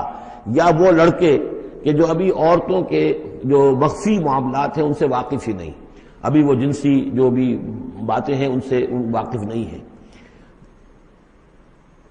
ولا یضربن، یہ اب یہ فہرست مکمل ہو گئی، یہ ہیں محرم لوگ جن کے سامنے عورت بغیر چہرے کے پردے کے آ سکتی ہے۔ باقی یہ کہ زینت جو خود بخود ظاہر ہو جائے، اب ظاہر ہے کہ آپ نے چادر بھی لی ہوئی ہے، کسی خاتون نے برقع بھی اوڑھا ہوا ہے، لیکن اب کسی کا قد ہے، ماشاءاللہ وہ قد ایسا ہے، سر قد ہے کوئی خاتون، تو وہ کہاں چھپائے گی اس قد کو؟ وہ تو ظاہر ہو جائے گا۔ جسم متناسب ہے، اب وہ جسم تو ظاہر ہو جائے گا۔ اس اعتبار سے ما ظہر منہا کو لوگوں نے لے لیا چہرے کے لیے، یہ بالکل غلط ہے۔ چہرے کا تو پردہ میرے نزدیک لازم ہے، اور یہ کہ باقی یہ کہ ان کے سامنے چہرے کے سمیت عورت آ سکتی ہے۔ باقی عورت جو ہے اپنے بیٹے کے سامنے بھی سوائے 3 اعضاء کے اور نہیں کھول سکتی، اپنے بھائی کے سامنے بھی نہیں کھول سکتی۔ چہرہ، یہ ہاتھ پونچھوں سے نیچے، اور پیر ٹخنوں سے نیچے، یہ جو 3 اعضاء ہیں یہ وہ ہیں کہ جس کو عورت نے یہ کھلے رکھ سکتی ہے، اپنے وہ بیٹے کے سامنے بھی، بھائی کے سامنے بھی، اور جو بھی رشتے گرائے گئے ہیں۔ لیکن یہ کہ اس سے آگے پھر جو ہے معاملہ وہ پھر شوہر کا ہے، اس سے آگے یعنی لباس کا معاملہ جو ہے جس سے کہ عورت جو ہے وہ آزاد ہوگی، وہ صرف شوہر کے لیے۔ وَلَا يَضْرِبْنَ بِأَرْجُلِهِنَّ لِيُعْلَمَ مَا يُخْفِينَ مِنْ زِينَتِهِنَّ، اور نہ یہ ایسا ہو کہ وہ اپنے پاؤں مار کر چلیں، کوئی زیور جو ہے پاؤں میں پہنا ہوا اس کی جھنکار ہو تاکہ لوگوں جو ہے ادھر متوجہ ہو جائیں۔ لِيُعْلَمَ مَا يُخْفِينَ مِنْ زِينَتِهِنَّ، تاکہ لوگوں کے علم میں آ جائے کہ کیا انہوں نے چیز چھپائی ہوئی ہے اپنی زینت میں سے، کیا زیورات پہنے ہوئے ہیں۔ وَتُوبُوا إِلَى اللَّهِ جَمِيعًا أَيُّهَا الْمُؤْمِنُونَ، اور اے اہل ایمان سب کے سب مل کر اللہ کی جناب میں توبہ کرو، لَعَلَّكُمْ تُفْلِحُونَ، تاکہ تم فلاح پاؤ۔ وَأَنكِحُوا الْأَيَامَ مِنكُمْ، اور دیکھو اپنی بیواؤں کی شادیاں کر دیا کرو۔ وَالصَّالِحِينَ مِنْ عِبَادِكُمْ، یہ بھی اب ایک بہت اہم ہے بات۔ ہندوانہ ہمارا معاشرہ جو ہے وہ بیوہ کی شادی جو ہے وہ تو جائز بھی نہیں سمجھتا، یا بہت ہی یوں سمجھیے کہ اس کے نزدیک بہت ہی ناپسندیدہ بات ہے، اور ہمارے ہاں بھی یہ ہو گیا ہے۔ حالانکہ یہاں حکم ہے انکحوا الایام منکم، بیواؤں کی شادیاں کر دیا کرو، والصالحین من عبادکم و امائکم، اور تمہاری جو بانیاں ہوں، غلام ہوں، ان میں سے بھی جو سمجھدار ہوں، جن کے کردار کے بارے میں تمہیں اعتماد ہو، ان کی بھی شادیاں کر دیا کرو۔ ایک کی کنیز ہے، ایک کا غلام ہے، ان کی شادی ہو جائے۔ اب ظاہر بات ہے وہ کنیز جو ہے اپنے آقا کے، اب اس کے ساتھ وہ تمتع نہیں کر سکے گا، اس لیے کہ اس نے اجازت دے دی ہے کہ اس کی کنیز کی شادی ہو گئی ہے کسی غلام کے ساتھ۔ وَالصَّالِحِينَ مِنْ عِبَادِكُمْ وَإِمَائِكُمْ إِنْ يَكُونُوا فُقَرَاءَ، اگر وہ فقیر ہوں گے، مہر وغیرہ دینے کی ان کے اندر ہمت نہیں ہے، صلاحیت نہیں ہے، يُغْنِهُمُ اللَّهُ مِنْ فَضْلِهِ، تو ہو اللہ تعالیٰ ہو سکتا ہے کہ ان کو اپنے فضل سے غنی کر دے۔ واللہ واسع علیم، اللہ واسع بہت سمائی رکھنے والا، کشائش والا، کشادگی والا اور جاننے والا ہے۔ یعنی یہ بھی ہے کہ کسی وقت انسان سوچے کہ اگر میں شادی کروں گا تو وہ بھی اپنی قسمت ساتھ لے کر آئے گی، کیا پتہ کہ میرے اس وقت حالات جو ہیں اگر کچھ خراب بھی ہیں تو اللہ تعالیٰ اس کی قسمت سے، اس کے حوالے سے وہ اللہ تعالیٰ میرے لیے رزق کا دروازہ کھول دے۔ وَلْيَسْتَعْفِفِ الَّذِينَ لَا يَجِدُونَ نِكَاحًا، اور جو لوگ نکاح کی قدرت بالکل نہ رکھتے ہوں، شادی کر ہی نہ سکتے ہوں، کچھ بھی نہ ہو ان کے پاس، نہ کوئی گھر ہو جس میں کہ اپنی بیوی کو رکھ سکیں، نہ کوئی نان نفقے کا سامان ہو، نہ کوئی مہر دے سکیں، وَلْيَسْتَعْفِفْ، تو انہیں چاہیے کہ وہ اپنی عفت کی حفاظت کریں، پوری طریقے سے اپنے اس جو جنسی جذبے کو کنٹرول کریں۔ الَّذِينَ لَا يَجِدُونَ نِكَاحًا حَتَّى يُغْنِيَهُمُ اللَّهُ مِنْ فَضْلِهِ، یہاں تک کہ اللہ تعالیٰ انہیں اپنے فضل سے غنی کر دے۔ وَالَّذِينَ يَبْتَغُونَ الْكِتَابَ مِمَّا مَلَكَتْ أَيْمَانُكُمْ فَكَاتِبُوهُمْ، اور تمہارے غلاموں میں سے جو تمہارے ساتھ چاہیں مکاتبت کرنا۔ یہ مکاتبت کا قاعدہ یہ تھا کہ غلام یہ طے کرتا تھا کہ جناب میں آپ کو اتنے لاکھ درہم دے دوں گا، اتنی مدت کے اندر اندر آپ مجھے آزاد کر دیجئے، تو یہ معاہدہ ہو گیا، اب وہ آزاد ہو گیا، لیکن آزادی اسی میں ہے کہ اسے وہ رقم اتنی عرصے کے اندر ادا کرنی ہے، وہ کمائے گا، محنت کرے گا، کوشش کرے گا اور وہ رقم ادا کر دے گا، یہ مکاتبت تھی۔ تو جو بھی تمہارے غلاموں میں سے مکاتبت چاہیں، مما ملکت ایمانکم فکاتبوہم، تو یہ مکاتبت کر لیا کرو۔ قرآن مجید نے وہ تمام راستے کھولے ہیں کہ جن سے غلاموں کی آزادی کا جو ہے آسانی کے ساتھ تدریجاً سہج انداز کے اندر ان کی غلامی کا جو ہے سلسلہ ختم ہو کر آزادی کی طرف راستہ کھل جائے۔ فَقَاتِبُوهُمْ إِنْ عَلِمْتُمْ فِيهِمْ خَيْرًا، اگر تم دیکھ رہے ہو ان کے اندر کہ خیر ہے، بھلائی ہے، واقعتاً یہ شخص اعتماد کیا جا سکتا ہے، یہ بھاگ نہیں جائے گا اور یہ جو بھی کرنا چاہ رہا ہے معاہدہ اس کو پورا کرنے کی اس کی نیت ہے۔ وَآتُوهُمْ مِن مَالِ اللَّهِ الَّذِي آتَاكُمْ، پھر ایسے لوگوں کو جنہوں نے مکاتبت کی ہو تم بھی مال دیا کرو، جو اللہ کا مال تمہارے پاس اللہ نے تمہیں دیا ہے، یعنی لوگ مدد بھی کریں اس کی تاکہ وہ اپنی اس رقم کو جلد از جلد ادا کر کے اور وہ پھر آزاد ہو جائے۔ وَلَا تُكْرِهُوا فَتَيَاتِكُمْ عَلَى الْبِغَاءِ، اور دیکھو اپنی باندیوں کو، چھوکریوں کو، یہ جو وہاں پہ باندیاں کنیزیں ہوتی تھی انہیں بدکاری پر مجبور نہ کرو۔ ان اردنا تحسنا، اگر وہ چاہیں کہ وہ پاک دامن رہیں، وہ کسی قلعے میں رہیں، اور ان سے چونکہ یہ بھی رواج وہاں تھا، ان باندیوں سے پھر وہ پیشہ کراتے تھے۔ اب یہ اصل میں اصلاح ہو رہی ہے اس معاشرے کی، اور اس کے اندر ان چیزوں کو رفتہ رفتہ روکا جا رہا ہے۔ جیسے سورہ نساء میں آیا تھا، ایسا بھی ہوتا تھا کہ باپ کی بیویاں جو ہیں، اپنی جو سوتیلی مائیں ہیں، انہیں اپنے گھر میں ڈال دیا، لیکن یہ ساری چیزیں رفتہ رفتہ ایک ایک کر کے پھر ان کی بندش ہوئی ہے، تو وہ اپنی اولونیوں سے پیشہ کراتے تھے اور کمائی خود کھاتے تھے۔ تو فرمایا یہ بہت غلط ہے، لِتَبْتَغُوا عَرَضَ الْحَيَاةِ الدُّنْيَا، تاکہ تم حاصل کرو دنیا کی زندگی کا سامان۔ وَمَنْ يُكْرِهُنَّ فَإِنَّ اللَّهَ مِنْ بَعْدِ إِكْرَاهِهِنَّ غَفُورٌ رَحِيمٌ، اور اگر کوئی ان کو مجبور کرے گا اس کام کے لیے تو اللہ تعالیٰ ان کی اس مجبوری کی بنا پر ان کے حق میں غفور اور رحیم ہوگا۔ تم پر وبال آئے گا، جو کام یہ غلط کروائے گا وبال اس پر آئے گا۔ اگر وہ خود جو ہے مجبوراً کر رہی ہے اور وہ اس کے لیے ذہناً تیار نہیں ہے تو بہرحال اللہ اس کے حق میں غفور اور رحیم ہوگا۔ وَلَقَدْ أَنزَلْنَا إِلَيْكُمْ آيَاتٍ مُبَيِّنَاتٍ، اور دیکھو ہم نے نازل کر دی ہیں تمہاری جانب یہ روشن آیات، وَمَثَلًا مِّنَ الَّذِينَ خَلَوْا مِن قَبْلِكُمْ، اور وہ ساری باتیں بھی ہم نے بتا دی ہیں کہ جو ان لوگوں میں تھیں جو تم سے پہلے تھے۔ یہ ساری گندگیاں، معاشرتی خرابیاں جو ہیں یہ پہلوں کے اندر بھی تھیں، ہم نے ان سب کی نشاندہی کر دی ہے۔ وَمَوْعِظَةً لِّلْمُتَّقِينَ، اور اہل تقویٰ کے لیے ہم نے نصیحت یہ نازل فرما دی ہے۔ قَدْ جَاءَتْكُم مَوْعِظَةٌ مِّن رَّبِّكُمْ وَشِفَاءٌ لِّمَا فِي الصُّدُورِ۔ اب یہ 5واں رکوع آ رہا ہے، اور یہ ہمارے اس منتخب نصاب کا جو دوسرا حصہ ہے، ایمان کی بحث، اس کے ضمن میں یہ بہت اہم درس ہے۔ اور یہ آیت نمبر 35 جو آ رہی ہے، یہ قرآن مجید کی عظیم ترین آیات میں سے ہے۔ اس سورہ مبارکہ کی بھی آیت نمبر 35 اور سورہ احزاب میں بھی بالکل ٹھیک یہی نمبر، آیت نمبر 35 آپ کو ملے گی۔ یہ ایمان پر اور وہ اسلام کی کیفیات پر قرآن مجید کی عظیم ترین آیات ہے۔ اللہ نور السماوات والارض، اللہ آسمانوں اور زمین کا نور ہے. مثل نور ہی، اس پر ایمان کی مثال، اس کے نور ایمان کی مثال ایسی ہے کہ مشکاتن، جیسے ایک طاق ہے، فیہا مصباح، اس میں ایک چراغ روشن ہے. المصباح فی زجاجہ، وہ چراغ جو ہے چمنی کے اندر ہے، شیشہ ہے اس کے اوپر، جیسے لالٹینیں ہوتی تھی پچھلے زمانے میں، گلوب کے ساتھ جو ہے وہ لیمپ ہوتے تھے. الزجاجہ تو کانہا کوکب دری، اور وہ شیشہ چمک رہا ہے جیسے کہ ایک چمکدار ستارہ ہو. یوقد من شجرۃ، اور اس مصباح میں، اس دیے میں، اس چراغ میں جلایا جا رہا ہے تیل، کس کا؟ ایک شجرہ مبارکہ زیتونہ کا، ایک ایسا مبارک درخت زیتون کا، لا شرقیت ولا غربیہ، جو نہ شرقی ہے نہ غربی ہے. یعنی یہ کہ درخت ہے، جھنڈ ہے ایک. اب اگر تو اس جھنڈ کے مشرق میں کوئی درخت ہے تو صبح کی دھوپ تو انہیں ملے گی، شام کی نہیں ہوگی. مغرب میں ہے تو شام کی دھوپ مل جائے گی، صبح کی نہیں ملے گی. ایک علیحدہ کھڑا ہوا ہے کوئی، جس کے نہ ادھر کوئی اور ہے نہ ادھر کوئی اور درخت ہے، تو پورے دن کی تمازت دھوپ کی جو ہے وہ جذب کر رہا ہے. اور ایسے درخت کا جو روغن زیتون ہوتا تھا وہ بہت صاف شفاف، اسی کی مثال دی جا رہی ہے، جو نہ شرقی ہے نہ غربی ہے، وہ کسی جانب سے اوٹ میں ہے ہی نہیں. یکاد زیتھا یضیء، اس کا جو روغن ہے وہ بھڑک اٹھنے کو بیتاب ہے، قریب ہے کہ روشن ہو جائے. وَلَوْ لَمْ تَمْسَسْهُ نَارٌ، چاہے اسے ابھی آگ نے چھوا ہی نہ ہو. نور علی نور، جب آگ مس کر جائے، چھو جائے تو پھر نور علی نور ہے، وہ بھڑک اٹھتا ہے. یہدی اللہ لنورہ من یشاء، اللہ تعالی ہدایت فرماتا ہے اپنے نور کی جانب جس کو چاہتا ہے. وَيَضْرِبُ اللَّهُ الْأَمْثَالَ لِلنَّاسِ، اور اللہ تعالی مثالیں بیان کرتا ہے لوگوں کے لیے. وَاللَّهُ بِكُلِّ شَيْءٍ عَلِيمٌ، اور اللہ ہر چیز کا کما حقہ علم رکھتا ہے.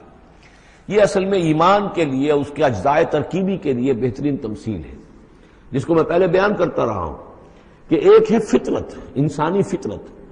اگر فطرت سلیم ہے تو اس کے اندر یہ ایمانی حقائق موجود ہیں، معرفت خداوندی موجود ہے. البتہ اس پر کوئی پردے آ گئے ہیں، اس کے اوپر جو ہے کچھ غلاف پڑ گئے ہیں، اور جب آتی ہے وہی وہ اس کو ایکٹیویٹ کرتی ہے. آیات الہیہ جو ہیں، آیات قرآنیہ، وہ اندر کے اندر جو ڈورمنٹ اس کی کانشسنس ہے ایمان کی، اس کو ایکٹیویٹ کر کے شعور پر لے آتی ہے. اس کو یوں سمجھے کہ جیسے تیل ہے. اب تیل ایک ہے کڑوا تیل، جس سے کہ ہم دیے کبھی جلایا کرتے تھے، اب تو شاید ہی کہیں آپ نے دیکھا ہو دیا کس کو کہتے ہیں، لیکن اس میں وہ کڑوا تیل جو جلتا تھا، تو کڑوا تیل خود آگ نہیں پکڑ سکتا، اس میں بتی ڈالنی پڑتی تھی. کوئی کپڑے کی بتی ہے بٹکر، یا یہ کہ وہ روئی کی بتی بنائی ہے، اس بتی کا پھر آگ لگاتے تھے تو جل تو رہا ہے تیل، لیکن بواسطہ بتی، براہ راست وہ تیل جلنے کی پوزیشن میں نہیں ہے. لیکن ایک تیل ہے پیٹرول، اس کو جو کڑوے تیل سے روشنی حاصل کرنے کے لیے جتن کرنے پڑ رہے ہیں آپ کو جلانے کے لیے، اور پیٹرول گویا کہ بیتاب ہے، وہ بھڑک اٹھنے کو بیتاب ہے، ذرا سی چنگاری قریب آئی اور بھڑک گیا. اسی طریقے سے انسانوں کی طباع کا فرق ہے. کچھ لوگوں کی جو فطرت ہے اتنی سلیم ہوتی ہے، اتنی نیکی ہوتی ہے اس کے اندر، کہ جیسے ہی وہی سامنے آئی، آئینہ جگمگا اٹھا ایک دم، اس لیے کہ اوپر غبار ہے ہی نہیں، اس کے اوپر کوئی اور جو ہے پردے پڑے ہوئے ہیں ہی نہیں. یہ مثال صدیقین کی ہے، جو میں نے کل بھی آپ سے عرض کیا تھا کہ جیسے کہ حضور نے فرمایا، میں نے جس کے سامنے بھی دعوت ایمان رکھی، اس نے کچھ نہ کچھ توقف اور تردد ضرور کیا، سوائے ابو بکر کے کہ ایک لحظے کا بھی توقف نہیں کیا. یہ اس لیے کہ ان کی فطرت اتنی سلیم تھی، گویا کہ وہ پیٹرول تھا ان کے اندر جو بھڑک اٹھنے کو بیتاب تھا، کہ ذرا قریب بھی اگر دیاسدائی آ گئی تو بھڑک اٹھے. لیکن کچھ لوگ وہ تھے کہ جن کا تیل اتنا صاف اور پاک نہیں تھا، ان میں کوئی تکدر تھا، انہیں وقت لگ گیا، اگر چاہیے کہ بالآخر وہ ایمان لے آئے، لیکن یہ کہ کچھ اس میں بتی ڈالنی پڑی، کوئی اس کے لیے محنت کرنی پڑی. السابقون الاولون من المہاجرین والانصار والذین اتبعوہم باحسان، پھر وہ لوگ ہیں جو بعد میں درجہ بدرجہ پھر ان کے بعد آتے چلے گئے. تو اسی طریقے سے ایمان کی مثال ہے کہ یہ روغن فطرت یا نور فطرت، نور روح، روحانی نور جو ہمارے اندر ہے نور تجلی بھی اسی خاک میں پنہا، غافل تجرا صاحب ادراک نہیں ہے. وہ جو ہماری روح کے اندر ہے، روح ملکوتی کے اندر جو نور ہے، یہ نور اور باہر سے جو قرآن کا نور، وحی کا نور آیا، ان دونوں کے نور کے اجتماع سے پھر نور علی نور کی کیفیت پیدا ہوئی. اب وہ نور ایمانی جو ہے وجود میں آ گیا. اللہ نور السماوات والارض مثل نورہ کمشکات فیہا مصباح المصباح فی زجاجہ. اور ذہن میں رکھیے یہ ہمارا جو پنجر ہے پسلیوں کا، اس کی واقعتاً طاق کی سی شکل ہے. یہ نیچے سے چوڑا ہو رہا ہے، اوپر سے تنگ ہو رہا ہے. طاق ایسے ہی ہوتے تھے. ڈائفرام جو ہے وہ اس طاق کا گویا کہ فلور ہے، جو ہمارے ایبڈومینل کیویٹی کو چیسٹ کیویٹی سے علیحدہ کرنے والا عضو ہے. اور دل رکھا ہوا ہے اس کے اوپر، یہ گویا کہ چراغ ہے. اس دل میں نور ایمان ہوتا ہے. اس دل کے اندر جو ہے وہ اللہ کا نور، اور یہ نور بنا ہے دو چیزوں سے. ایک وہ نور فطرت جو اس کے اندر موجود تھا، اس کی روح کے اندر، اور ایک نور وحی. ان دونوں کے اجتماع سے نور علی نور، وہ نور جو ہے وہ نور ایمان کی شکل میں اس قلب کے اندر جو ہے وہ جاگزی ہوا اور قلب منور ہو گیا. المصباح فی زجاجہ الزجاجۃ کأنہا کوکب دری یوقد من شجرۃ مبارکۃ زیتونۃ لا شرقیۃ ولا غربیہ یکاد زیتها یضیء ولو لم تمسسہ نار نور علی نور یہدی اللہ لنورہ من یشاء. یہ نور علی نور ہے. دو نوروں کے جمع ہونے سے یہ نور ایمان وجود میں آیا. نور فطرت، نور وحی. اور اللہ تعالیٰ ہدایت دیتا ہے اپنے نور کی جس کو چاہتا ہے. اور اللہ یہ مثالیں لوگوں کے لیے بیان کرتا ہے. باقی اللہ کو تو ہر شے کا کما حقہ علم ہے. مثال کی ضرورت انسانوں کے لیے ہے کہ جو ان لطیف حقائق کو ایسے ہی از خود نہیں سمجھ سکتے. اب جن لوگوں کے دلوں میں یہ نور ایمان پیدا ہو جاتا ہے، ان کی ایک جھلک دکھائی جا رہی ہے کہ ان کی شخصیت، ان کی زندگی کی دلچسپیاں کیا ہوتی ہیں. فی بیوت اذن اللہ ان ترفع ویذکر فیہا اسمہ، ان گھروں میں جن کا کہ اللہ نے حکم دیا کہ انہیں بلند کیا جائے، یعنی مساجد. بلند کرنے سے مطلب یہ ہے کہ ان کو نمایاں بنایا جائے. ہر مسلمان آبادی میں معلوم ہو کہ مسجد ایک نمایاں شے ہے. یہ ضروری نہیں کہ اس کے ڈیکوریشن ہو، اس کے اوپر جو ہے خام خواہ تکلفات میں پیسے خرچ کیے جائیں، لیکن یہ کہ ایک تو یہ کہ وہ نمایاں ہونی چاہیے، معلوم ہو کہ اس آبادی کا مرکز یہ ہے. نمبر دو یہ ہے کہ ترفع، اس کو ہر طریقے سے، ہر معنوی گندگی سے بھی پاک رکھا جائے. وَيُذْكَرَ فِيهَا اسْمُهُ، اس میں اس کا نام لیا جائے. يُسَبِّحُ لَهُ فِيهَا بِالْغُدُوِّ وَالْآصَالِ، یہ جو صاحب ایمان لوگ ہیں جن کے دلوں میں ایمان کی قندیلیں روشن ہیں، یہ تسبیح کرتے ہیں اللہ کی ان گھروں کے اندر، صبح کے وقت بھی اور شام کے وقت بھی. رجال، وہ جواں مرد، لا تلہیہم تجارت ولا بیع عن ذکر اللہ واقام الصلاۃ، جن کو غافل نہیں کر سکتی نہ کوئی تجارت، نہ کوئی خرید و فروخت اللہ کی یاد سے اور نماز کے قائم کرنے سے، وایتاء الزکاۃ اور زکوٰۃ کے ادا کرنے سے. یخافون یومن، یہ سب کچھ کر کے بھی وہ ڈرتے رہتے ہیں، لرزاں و ترساں رہتے ہیں، کانپتے رہتے ہیں اس دن کے تصور سے. تتقلب فیہ القلوب والابصار، جس میں کہ دل بھی الٹ جائیں گے اور نگاہیں بھی الٹ جائیں گی. لیجزیہم اللہ احسن ما عملوا، تاکہ اللہ تعالیٰ ان کو بدلے میں دے بہترین جزا ان کے اعمال کی. وَيَزِيدَهُم مِّن فَضْلِهِ، اور اضافہ کرے اپنی طرف سے اپنے فضل میں سے. وَاللَّهُ يَرْزُقُ مَن يَشَاءُ بِغَيْرِ حساب، اور اللہ تعالیٰ چاہتا ہے دیتا ہے جس کو چاہتا ہے بغیر حساب. اللہم ربنا اجعلنا منہم، یہ تو مومن صادق کے لیے ایمان ان کے دلوں میں ہے، اس کی تمثیل یہ ہے، اور ان کے کردار کی جھلک یہ ہے. اب ایک ہے بین بین کے لوگ، ایمان تو نہیں ہے لیکن کچھ نہ کچھ نیکی کے کام کرتے ہیں، کچھ اپنے دل کی تسلی کے لیے، کچھ اپنے ضمیر کو مطمئن کرنے کے لیے. ان کی نیکی حقیقی نیکی نہیں ہے. وہ لیس البر ان تولوا وجوہکم قبل المشرق والمغرب، اس آیت کو ذہن میں رکھیے. والذین کفروا، اور جو لوگ ایمان سے تہی ہیں، محروم ہیں، کافر ہیں، ان کی نیکیاں، ان کے اعمال کیا ہیں؟ کسرابن، جیسے ریت ہو، سراب ہو، بقیعۃ، ایک چٹیل میدان میں، یحسبہ الظمآن ماء، پیاسا سمجھتا ہے کہ پانی ہے، حتی اذا جاءہ، یہاں تک کہ وہ جب وہاں پہ گھسٹ کر بھی پہنچتا ہے تو معلوم ہوتا ہے لم یجدہ شیئا، کچھ نہیں پاتا وہاں پر. ووجد اللہ عندہ، اور اللہ کو پاتا ہے وہاں موجود. فوفاہ حسابہ، تو اللہ تعالیٰ اس کا حساب اسے پورا چکا دیتا ہے. واللہ سریع الحساب، اور اللہ جو ہے حساب چکانے میں دیر نہیں لگاتا. یعنی یہ جو نیکیاں ہوتی، جھوٹی نیکیاں، ملمے کی نیکیاں، حقیقی ایمان نہیں ہے، ایمان باللہ نہیں ہے، ایمان بالآخرت نہیں ہے، لیکن یوں ہی کچھ نہ کچھ نیکیاں ہیں، کچھ خدمت خلق کے کام ہے، اس طرح کی چیزیں اللہ کی نگاہ میں ان کی کوئی وقت نہیں. اس کے لیے پہلے ایک مثال سورہ ابراہیم میں آ چکی ہے. دوسری مثال یہ کہ یہ نیکیاں سراب کے مانند ہیں، جنہیں پیاسا سمجھتا ہے کہ یہ پانی ہے، حقیقت میں پانی نہیں ہے. اب تیسرا جو کردار ہے وہ یہ ہے کہ جن کے دلوں میں، جن کی زندگیوں میں یہ جھوٹ موٹ کی نیکی بھی نہیں ہے، نفس پرستی اور دنیا پرستی، اور ان کے اندر ہر طرح کی گندگی جو ہے وہ آ چکی ہے. ان کی مثال کیا ہے؟ او کظلمات فی بحر اللجی، یا جیسے کہ اندھیرے ہوں ایک بڑے گہرے سمندر میں. یغشاہ موجن، اس کے اوپر ایک موج چڑھی ہوئی ہو، من فوقہ موجن، اس کے اوپر ایک اور موج ہو، من فوقہ سحاب، اور اوپر جو ہے بادل بھی ہوں، یعنی اندھیری رات ہے، کوئی روشنی نہیں، اوپر بادل ہے، نہ چاند اور ستاروں کی کوئی روشنی نہیں آ رہی، اور اس کے ساتھ ہی یہ ہے کہ موج کے اوپر موج چڑھی ہوئی ہے۔ ظلمات بعضها فوق بعض، یہ اندھیروں پر اندھیرے ہیں۔ اذا اخرج یدہ لم یکد یراہا، جب وہ اپنا ہاتھ نکالتا ہے تو اس کو بھی نہیں دیکھ سکتا، جسے ہم کہتے ہیں اپنے محاورے میں ہاتھ کو ہاتھ سجائی نہیں دیتا۔ وَأَلَّمْ يَجْعَلِ اللَّهُ لَهُ نُورًا، اور جس کو اللہ تعالیٰ ہی نے کوئی نور عطا نہ کیا ہو، فما لَهُ مِن نور، تو اس کے لیے پھر کہیں کوئی نور نہیں ہے۔ یہ وہ لوگ ہیں کہ جن کی زندگیاں کسی ملمے کی نیکی سے بھی خالی ہیں، اندھیارے ہی اندھیارے ہیں، ظلمات فوق بعضها فوق بعض۔ أَلَمْ تَرَ أَنَّ اللَّهَ يُسَبِّحُ لَهُ مَنْ فِي السَّمَاوَاتِ وَالْأَرْضِ وَالطَّيْرُ صَافَّاتٍ كُلٌّ قَدْ عَلِمَ صَلَاتَهُ وَتَسْبِيحَهُ وَاللَّهُ عَلِيمٌ بِمَا يَفْعَلُونَ۔ صدق اللہ العظیم۔ رب اشرح لي صدری ويسر لي أمری واحلل عقدۃ من لسانی یفقہوا قولی۔ سورہ نور کا 5واں رکوع جو ہم پڑھ چکے ہیں، اس کے بارے میں یہ بات نوٹ کر لیجئے کہ جس طرح سورہ بقرہ کے پہلے 2 رکوعوں میں 3 قسم کے انسانوں کی تفصیل بیان ہوئی، وہاں وہ بنیادی طور پر ایک دعوت اور تحریک کے رد عمل میں جو لوگ مختلف شکلیں صورت اختیار کرتے ہیں، جو رد عمل مختلف شکلیں اختیار کرتا ہے، اس کے اعتبار سے ایک وہ جو مومنین صادقین ہیں، وہ ہر چھ بعد آباد جب اس دعوت کو قبول کرتے ہیں تو اس کیفیت کے ساتھ کہ اب جو ہو سو ہو۔ ایک وہ لوگ ہیں کہ جو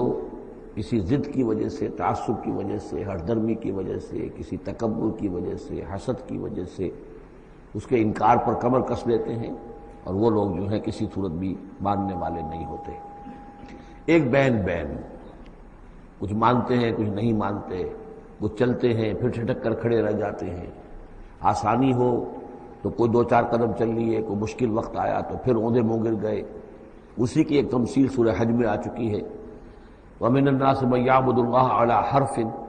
فَإِنْ أَصَابَهُ خَيْرٌ اطْمَأَنَّ بِهِ وَإِنْ أَصَابَتْهُ فِتْنَةٌ انقلب عَلَى وَجْهِهِ خَسِرَ الدُّنْيَا وَالْآخِرَةَ۔ اسی طرح یہاں اس رکوع میں بھی 3 قسم کے انسانوں کا تذکرہ ہے، لیکن یہ ایک مختلف اعتبار سے ہے۔ ایک وہ لوگ ہیں کہ جن کے دلوں میں حقیقی ایمان پیدا ہوا، ان کی فطرتیں بھی نیک تھیں، صالح تھیں، سلیم تھیں، اور پھر وہ وہی آسمانی سے بھی صحیح طور پر مستفیض ہوئے، ان کا باطن جگمگا اٹھا اور ان کے دلوں میں نیکی حقیقی معنی میں پیدا ہو گئی، اور اس کے لیے جو ایک نقشہ ہے ان کے سیرت و کردار کا وہ بھی کھینچ دیا گیا۔ ایک وہ لوگ ہیں کہ جن کے اندر سرے سے دنیا پرستی اور دنیا ہی کی شہوات اور خواہشات اور لذات، اس کے سوا کسی شے کا کوئی گزر ہی نہیں، وہ بالکل اس کے برعکس ہے۔ پہلے نور علی نور اور دوسرے ظلمات بعضها فوق بعض۔ کوئی جھوٹ موٹ کی نیکی بھی نہیں، کوئی ملمے کی نیکی بھی نہیں، ان کا مال ہے تو صرف اپنی ہی عیاشیوں کے لیے ہی، اپنے ہی جو بھی ان کے تعیش ہے اسی میں خرچ ہو رہا ہے۔ لہذا یہ وہ لوگ ہیں کہ وہ ایمان سے بھی محروم اور کسی جھوٹ موٹ کی نیکی سے بھی ان کے ہاں کسی نور کا سرے سے گزر ہی نہیں۔ ظلمات بعضها فوق بعض، اور اس کے لیے تمثیل دی گئی ہے کہ گہرے سمندر کے اندر جو اندھیرا ہوتا ہے، ایبسولوٹ ڈارکنس، کہ رات بھی ہے، اوپر بادل بھی ہے، اور جو ہے موج پر موج چڑھی ہوئی ہے، تو ایبسولوٹ ڈارکنس۔ ایک فرینچ امیر البحر تھا جو اسی آیت کو پڑھ کر ایمان لے آیا تھا، اس کی ساری عمر گزری تھی سمندروں کے اندر، اور وہ جانتا تھا کس قسم کی ڈارکنس ہوتی ہے وہاں۔ اس نے کہا کہ پتہ کیا کہ کیا محمد نے صلی اللہ علیہ وسلم کبھی بحری سفر کیے تھے؟ جب اسے معلوم ہوا کہ انہوں نے کبھی بحری سفر کیا ہی نہیں، تو اس نے کہا کہ پھر یہ ثابت ہو گیا کہ یہ اللہ کا کلام ہے، ورنہ یہ تشبیہ جو ہے کوئی شخص اس کو وہ تو دے سکتا ہے کہ جس نے بحری سمندر کیے ہوں اور جس سے اندازہ ہو، اور وہ سمندر کے اندر کبھی اس نے غوطے بھی لگائے ہوں، اور وہ ایبسولوٹ ڈارکنس کا کانسیپٹ۔ بہرحال یہ دوسری انتہا۔ بیچ میں وہ لوگ ہیں، بین ہیں، کچھ نیکیاں بھی کرتے ہیں، حقیقی ایمان سے محروم ہیں، نہ اللہ پر نہ یوم آخر پر ان کا پختہ ایمان نہیں ہے، لیکن یہ کہ اپنے ضمیر کو مطمئن کرنے کے لیے کچھ نہ کچھ، یا دنیا میں کوئی نام کمانے کے لیے یا کوئی اور شہرت حاصل کرنے کے لیے وہ کچھ نیکیاں کرتے ہیں، تو ان کی نیکیوں کی مثال سراب کسی ہے۔ الم تر ان اللہ یسبح له من فی السماوات والارض، کیا تم دیکھتے نہیں ہو کہ اللہ کی تسبیح کرتی ہے وہ سب چیزیں، وہ سب وہ کرتے ہیں وہ سب جو آسمانوں میں ہے اور جو زمین میں ہے، اور نہ صرف آسمان اور زمین میں بلکہ ان دونوں کے مابین جو السماء میں جو ہے والطیر صافات، اور یہ جو پرندے ہیں جو اپنے پروں کو پھیلائے ہوئے ہیں یہ بھی اللہ کی تسبیح کر رہے ہیں۔ کل قد علم صلاتہ و تسبیحہ، ہر ایک کے علم میں ہے، ہر ایک نے جان لی ہے اپنی نماز، اپنی صلاۃ اور اپنی تسبیح۔ یہ وہی بات ہے جو سورہ بنی اسرائیل میں آ چکی ہے، وَإِن مِّن شَيْءٍ إِلَّا يُسَبِّحُ بِحَمْدِهِ وَلَٰكِن لَّا تَفْقَهُونَ تَسْبِيحَهُمْ، کوئی شے نہیں ہے اس کائنات میں جو اللہ کی تسبیح و تحمید نہ کر رہی ہو، لیکن تمہیں اس کا شعور نہیں ہو سکتا۔ وَاللَّهُ عَلِيمٌ بِمَا يَفْعَلُونَ، اور جو کچھ وہ کرتے ہیں اللہ کے علم میں ہے۔ وَلِلَّهِ مُلْكُ السَّمَاوَاتِ وَالْأَرْضِ، اور اللہ ہی کے لیے ہے آسمان اور زمین کی بادشاہی۔ وَإِلَى اللَّهِ الْمَصِيرُ، اور اللہ ہی کی طرف لوٹ جانا ہے۔ الم تر ان اللہ یسجی سحابا، کیا تم دیکھتے نہیں ہو کہ اللہ تعالیٰ ہانک کر لاتا ہے بادلوں کو؟ کہاں سے ہوائیں لے کر چل رہی ہیں بادلوں کو، کہیں تو بے آف بنگال سے وہ اٹھی ہیں مانسون کی ہوائیں اور کہاں تک پہنچ جاتی ہیں پاکستان تک۔ ان اللہ یسجی سحابا ثم یؤلف بینہ، پھر ان بادلوں کو آپس میں جوڑ دیتا ہے۔ ثم یجعلہ رکاما، پھر ان کو تہ بر تہ کر دیتا ہے۔ اب یہ تہ بر تہ کا معاملہ جو ہے، دیکھیے ہوائی سفر جس نے کیا ہے اسے اس کا تجربہ ہوتا ہے۔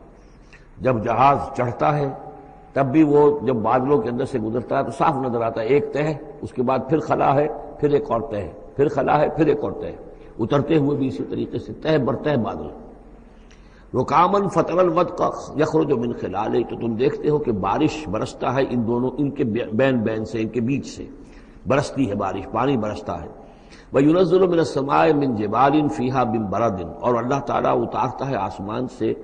وہ پہاڑ بھی کہ جن میں وہ اولے ہوتے ہیں، یعنی یہ کہ اولے جو آ رہے ہیں زمین پر تو معلوم ہوتا ہے کہ جیسے ان کے بھی کوئی پہاڑ ہے آسمانوں کے اندر۔ فَيُصِيبُ بِهِ مَن يَشَاءُ، تو اللہ تعالیٰ یہ اولے برسا دیتا ہے جس پر چاہتا ہے، یعنی جس کی کھیتی برباد اللہ کو کرنی ہوتی ہے کسی سبب سے، اس کی کھیتی کے اوپر یہ اولے جا کے برس جاتے ہیں۔ وَيَصْرِفُهُ عَن مَن يَشَاءُ، اور ان کا رخ پھیر دیتا ہے جس سے چاہتا ہے۔ ایسا بھی ہوتا ہے بعض اوقات کہ بالکل ایک کھیت جو ہے وہ بالکل تباہ و برباد ہو گیا ہے اور برابر کا کھیت بالکل ٹھیک ہے، اس کے اوپر کوئی اولا نہیں گرا۔ یکاد سنا برقہ یذھب بالابصار، اور اس کی جو بجلی کی کوند ہے وہ اس قریب ہے کہ وہ لوگوں کی نگاہوں کو اچک کر لے جائے۔ یقلب اللہ اللیل والنہار، اللہ تعالیٰ عدلتا بدلتا رہتا ہے دن اور رات کو۔ ان فی ذلک لعبرۃ لاولی الابصار، یقیناً اس میں دھیان کرنے کا اور سبق سیکھنے کا اور عبرت حاصل کرنے کا مواد ہے ہوش مندوں کے لیے، آنکھ والوں کے لیے، دیکھنے والوں کے لیے۔ واللہ خلق کل دابۃ من ماء، اور اللہ نے بنائی ہے ہر جاندار چیز اس زمین کے اوپر پانی سے۔ فمنہم من یمشی علی بطنہ، اب ان جانداروں میں سے جو زمین میں اللہ نے بنائے ہیں وہ بھی ہے کہ جو اپنے پیٹ کے بل پر چلتے ہیں، یہ ریپٹائلز جن کو ہم کہتے ہیں، ریپٹائلز ہیں جو اپنے پیٹ کے بل پر چل رہے ہیں۔ منہم من یمشی علی رجلین، اور ان میں وہ بھی ہیں کہ جو دو ٹانگوں پر چلتے ہیں، اب ہم بھی انہی میں سے ہیں، اور باقی شمپنزی اور گوریلاز بھی ہیں، اور بھی ایسے ہوں گے کہ جو دو ٹانگوں پر چلتے ہوں۔ وَمِنْهُمْ مَنْ يَمْشِي عَلَى أَرْبَعٍ، سب سے زیادہ کثیر تعداد جو ہے وہ زمینی حیوانات کے اندر ان کی ہے کہ جو چار پر چلتے ہیں۔ یخلق اللہ ما یشاء، اللہ تعالیٰ پیدا کرتا جو چاہتا ہے۔ ان اللہ علی کل شیء قدیر، یقیناً اللہ تعالیٰ ہر چیز پر قادر ہے۔ اب کافی عرصے کے بعد منافقین کا تذکرہ قرآن مجید میں ہو رہا ہے، چونکہ یہ ہم نے سورہ یونس سے لے کر اور سورہ مومنون تک جو 14 صورتیں پڑھی ہیں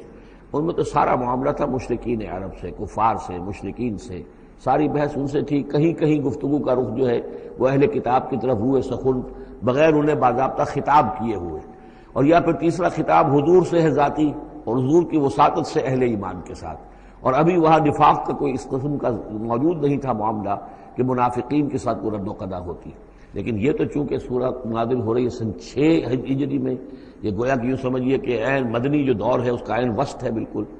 سن 11 میں حضور کا انتقال ہوا ہے، تو سن 6 یوں سمجھیے کہ ان دونوں کے بالکل وسط کے اندر ہے، یہ بالکل درمیانی دور ہے مدنی دور کا۔ یہاں پر اب تذکرہ ہو رہا ہے منافقین کا۔ لقد انزلنا آیات مبینات، ہم نے نازل کی ہیں روشن آیات۔ واللہ یہدی من یشاء الی صراط مستقیم، اور اللہ تعالیٰ ہدایت دیتا ہے جس کو چاہتا ہے سیدھے راستے کی طرف۔ وَيَقُولُونَ آمَنَّا بِاللَّهِ، اور کچھ لوگ وہ بھی ہیں جو کہتے ہیں ہم ایمان لائے اللہ پر، وبالرسول، اور اللہ کے رسول پر، وَأَطَعْنَا، اور ہم نے اطاعت قبول کی۔ ثُمَّ يَتَوَلَّىٰ فَرِيقٌ مِّنْهُمْ، پھر ان میں سے ایک جماعت جو ہے پیٹھ موڑ کر جاتی ہے، من بعد ذالک، اس کے بعد یعنی اب اس کے بعد یہ سب کچھ کہہ کر قول و قرار کر کے اطاعت کا یہاں دم بھر کر جاتے ہیں، لیکن پھر طرز عمل ان کا کچھ اور ہوتا ہے۔ وما اولئک بالمؤمنین، اور یہ لوگ حقیقی مومن نہیں ہیں۔ وَإِذَا دُعُوا إِلَى اللَّهِ وَرَسُولِهِ لِيَحْكُمَ بَيْنَهُمْ، اور جب انہیں پکارا جاتا ہے، بلایا جاتا ہے کہ آؤ اللہ کی طرف اور رسول کی طرف کہ ان کے مابین فیصلے کرے۔ یہ سورہ نساء میں ہم یہ سارے مضامین بڑی تفصیل سے پڑھ چکے ہیں کہ وہ لوگ چاہتے تھے کہ اپنے مقدمات جو ہیں وہ یہودیوں کی عدالت میں لے جائیں، اس لیے کہ حضور کے ہاں انہیں اندیشہ ہوتا تھا کہ یہاں تو بالکل صحیح فیصلہ ہو جائے گا۔ تو اس طرح کا جو ان کا کردار تھا، جب انہیں بلایا جاتا ہے اللہ کے اور اس کے رسول کی طرف کہ آؤ کہ وہ فیصلہ کرے تمہارے مابین، اذا فریق منہم معرضون، تو ان میں سے ایک گروہ اور ایک جماعت ایسی ہے جو اعراض کرتی ہے اور کرنی کترا جاتی ہے۔ وَإِن يَكُن لَهُمُ الْحَقُّ يَأْتُوا إِلَيْهِ مُذْعِنِينَ، اور اگر ان کو معلوم ہو کہ حق ہمارے ساتھ ہے، یعنی ہم حق پر ہیں اس مقدمے میں، تو پھر وہ آتے ہیں بڑا یقین کا اظہار کرتے ہوئے، اذعان کے ساتھ اور یقین کے ساتھ اور اپنے ایمان کا اظہار کرتے ہوئے، کیونکہ انہیں یقین ہے کہ ہمارا کیس سچا ہے اور حضور کی عدالت میں ہم جائیں گے تو ہمارے حق میں فیصلہ ہو جائے گا، تو اب کوئی رکاوٹ نہیں۔ یاتوا الیہ مذعنین، خوب یقین کا اعتماد کا اظہار کرتے ہوئے آتے ہیں۔ افی قلوبہم مرض، کیا ان کے دلوں میں روگ ہے؟ ام ارتابوا، یا یہ شکوک میں مبتلا ہو گئے ہیں؟ ام یخافون ان یحیف اللہ علیہم، یا انہیں یہ اندیشہ ہے کہ اللہ تعالیٰ جو ہے ان کے ساتھ ناانصافی کرے گا، ورسولہ، اور اس کے رسول، بل اولئک هم الظالمون، نہیں بلکہ حقیقت میں یہی ظالم ہیں۔ ایمان کی اصل حقیقت سے چونکہ یہ محروم ہے، لہذا ساری غلطی ان کے اپنے کردار میں ہے۔ انما کان قول المؤمنین اذا دعوا الی اللہ ورسولہ لیحکم بینہم، جو حقیقی مومن ہوتے ہیں ان کو تو جب بلایا جاتا ہے اللہ کی طرف اور اس کے رسول کی طرف کہ وہ فیصلہ کرے ان کے مابین، تو ان کا قول تو یہی ہوتا ہے ان یقولوا سمعنا واطعنا، کہ وہ کہتے ہیں کہ ہم نے سنا اور ہم نے مانا، ہم حاضر ہیں، جو بھی فیصلہ محمد رسول اللہ کا ہوگا ہم اسے بصر و چشم تسلیم کریں گے۔ انما کان قول المؤمنین اذا دعوا الی اللہ ورسولہ لیحکم بینہم ان یقولوا سمعنا واطعنا واولئک هم المفلحون، اور یقیناً وہی لوگ ہیں جو پھر فلاح پانے والے ہیں۔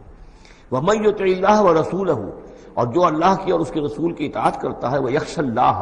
ویتقہ، اور اللہ کا خوف بھی رکھتا ہے اور اس کا تقوی اختیار کرتا ہے، فاولئک هم الفائزون، تو یقیناً وہی لوگ ہیں کہ جو کامیاب ہونے والے ہیں۔ واقسموا باللہ جہد ایمانہم، اور وہ قسمیں کھا کھا کر کہتے ہیں، اللہ تعالیٰ کی قسمیں کھاتے ہیں اپنی امکانی حد تک، لئن امرتہم، اے نبی اگر آپ حکم دیں گے، لَيَخْرُجُنَّ، تو وہ لازماً نکل جائیں گے۔ آپ حکم دے دیا میں ہم حاضر ہیں، ویسے میری یہ مجبوری ہے، یہ میری تکلیف ہے، یہ مسئلہ ہے، ویسے آپ حکم دیں گے اگر تو میں بالکل حاضر ہوں۔ یہ آپ کو اب بھی معلوم ہوگا کہ ہماری جماعتی زندگیوں کے اندر یہ مسئلہ ہوتا ہے کہ کوئی امیر ہے، اس نے ایک بات کہی ہے، کھل کر اس نے کہہ دیا ہے کہ میں یہ چاہتا ہوں کہ معاملہ اس طرح کیا جائے۔ اب کچھ لوگ کرنے کا کتراتے ہیں، اچھا جی اگر آپ حکم دیں گے تو میں کروں گا۔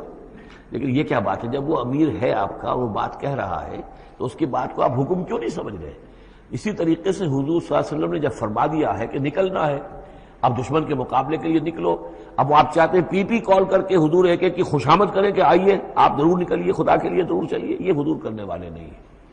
واقسموا باللہ جہد ایمانہم، اور یہ اللہ کی قسمیں کھا کھا کر کہتے ہیں اپنی امکانی حد تک، لئن امرتہم، اے نبی آپ کا حکم ہوگا تو میں حاضر ہوں، لیخرجن، ہم ضرور نکلیں گے۔ قل لا تقسموا، اے نبی ان سے کہیے تم قسمیں مت کھاؤ، طاعۃ معروفہ، معروف طریقے پر اطاعت اختیار کرو۔ تم نے اعلان کیا ہے کہ تم مجھ پر ایمان لائے ہو، تم نے اعلان کیا ہے کہ تم مجھے اللہ کا رسول سمجھتے ہو، اب جو میں کہہ رہا ہوں اسے قبول کرو، اختیار کرو۔ یہ کیا ہے کہ میں کسی کو ایک ایک کو علیحدہ علیحدہ حکم دوں؟ ان اللہ خبیر بما تعملون، یقیناً جو کچھ تم کر رہے ہو اللہ اس سے باخبر ہے۔ قل اطیعوا اللہ واطیعوا الرسول، اے نبی کہہ دیجئے۔ اب دیکھیے نوٹ کر لیجئے، سورہ نساء میں نے تفصیل سے آپ کو بیان کیا تھا کہ منافقین پر تین ہی چیزیں بھاری تھیں۔ نمبر ایک، حضور کی شخصی اطاعت کرنا، نمبر دو، جہاد اور قتال کے لیے نکلنا، نمبر تین، ہجرت۔ تین ایشوز کے اوپر بڑی تفصیل سے وہاں گفتگو ہو چکی ہے۔ یہاں اطاعت رسول کو جو ہے، جو پہلا مضمون تھا سورہ نساء میں، اسی کو زیادہ موقت کیا جا رہا ہے۔ قل اطیعوا اللہ واطیعوا الرسول، کہیے ان سے اطاعت کرو، اللہ کی اطاعت کرو، اس کے رسول کی صلی اللہ علیہ وسلم۔ فإن تولوا، پھر اگر یہ پیٹھ موڑ لے، اگر تم منہ پھیرو گے، اگر منہ موڑ لو گے، فإنما علیہ ما حمل، تو سن لو ہمارے نبی پر ذمہ داری ہے اس کام کی جو ہم نے ان پر ڈالا ہے، وعلیکم ما حملتم، اور تم سے باز پرس ہوگی اس کی جو تمہارے اوپر ڈالا گیا ہے۔ یعنی نبی نے جو ذمہ داری تھی اللہ کا دین تم تک پہنچایا، اللہ کے احکام پہنچا دیے، ان کا کام جو ہے اس پر ختم ہو گیا۔ اب اطاعت کرنا، اس کی تعمیل کرنا، اس کے حکم پر چلنا، اللہ کے دین کے لیے تن من دھن لگانا، اور یہ سارا کام تمہیں کرنا ہے۔ تو جو ان کی ذمہ داری ہے وہ ادا کریں گے، اور اللہ کے ہاں ان کے بارے میں سوال کر لیا جائے گا، اور جو تمہاری ذمہ داری ہے ظاہر بات ہے کہ اس کے جواب بھی تمہیں کرنی ہے۔ اس میں یہ بھی ہوتا ہے بسا اوقات کہ کسی شخص کو یہ گمان ہو جائے، ظاہر بات ہے میں نے آپ کو سنایا تھا کہ ایک شخص نے کہہ دیا تھا حضور سے، اے دل یا محمد، اے محمد عدل سے کام لیجیے صلی اللہ علیہ وسلم۔ بڑی گستاخی کے ساتھ اس نے کہا، گویا کہ الزام لگایا کہ آپ یہ جو صدقات کی جو تقسیم کر رہے ہیں یا مال غنیمت تقسیم کر رہے ہیں، اس میں آپ عدل سے کام نہیں لے رہے۔ تو حضور نے بھی غصے میں جواب دیا تھا کہ انما عدل فلم یا عدل، اگر میں عدل نہیں کروں گا تو کون کرے گا۔ اسی طریقے سے ہو سکتا ہے کسی جماعتی زندگی کے اندر کوئی امیر ہے اور اس سے کوئی شخص یہ محسوس کرے، اس کا ساتھی، کہ مجھ پر زیادتی کی ہے انہوں نے، امیر نے زیادتی کی ہے، کوئی بات نہیں، امیر نے زیادتی کی ہے تو امیر اس کی جواب دہی اللہ کے ہاں کر لے گا، اللہ تعالیٰ کے ہاں جواب دہی ہو جائے گی، اور اگر ہو سکتا ہے اس کے کچھ جو بھی نیکیاں ہے وہ تمہارے حساب میں اللہ تعالیٰ درج کر دے، لینا دینا وہاں ہو جائے گا، ڈیبٹ کریڈٹ ہو جائے گا۔ لیکن اس کا مطلب یہ ہو کہ ناراض ہو کر بیٹھ رہا ہو کہ اب اپنی ذمہ داری ادا نہیں ہو رہی، تو پھر تو جواب دہی تمہاری ہو جائے گی اللہ کے ہاں، ایکسپلیشن کال تمہاری ہو جائے گی کہ ناراض ہو کر بیٹھ رہے ہیں کیونکہ انہوں نے میرے ساتھ یہ کیا ہے لہذا میں بس اب کام کچھ نہیں کروں گا۔ یہ تو گویا کہ ایک منفی طرز عمل ہے، تمہیں جواب دہی کرنی ہے اپنے فرائض کی، اپنی ذمہ داریوں کی۔ تو یہ جماعتی زندگی سے متعلق بعض بہت اہم ہیں جو مباحث اس سورہ مبارکہ میں آئے ہیں، اور ان میں سے بعض ہمارا جو منتخب نصاب نمبر 2 ہے جو اس سورہ مبارکہ کی آخری آیات ہیں وہ اس کے ایک درس کی حیثیت سے اس میں شامل ہے۔ جو جماعتی زندگی جو ہے، جب ایک جماعت بنانی پڑے گی، اگر دین کا کام کرنا ہے تو اکیلے اکیلے تو نہیں ہو سکتا، جماعت کا نظم ہو، ایک ڈسپلن ہو، ایک حزب اللہ وجود میں آئے جو سورہ مائدہ میں ہم دیکھ آئے ہیں، فَإِنَّ حِزْبَ اللَّهِ هُمُ الْغَالِبُونَ،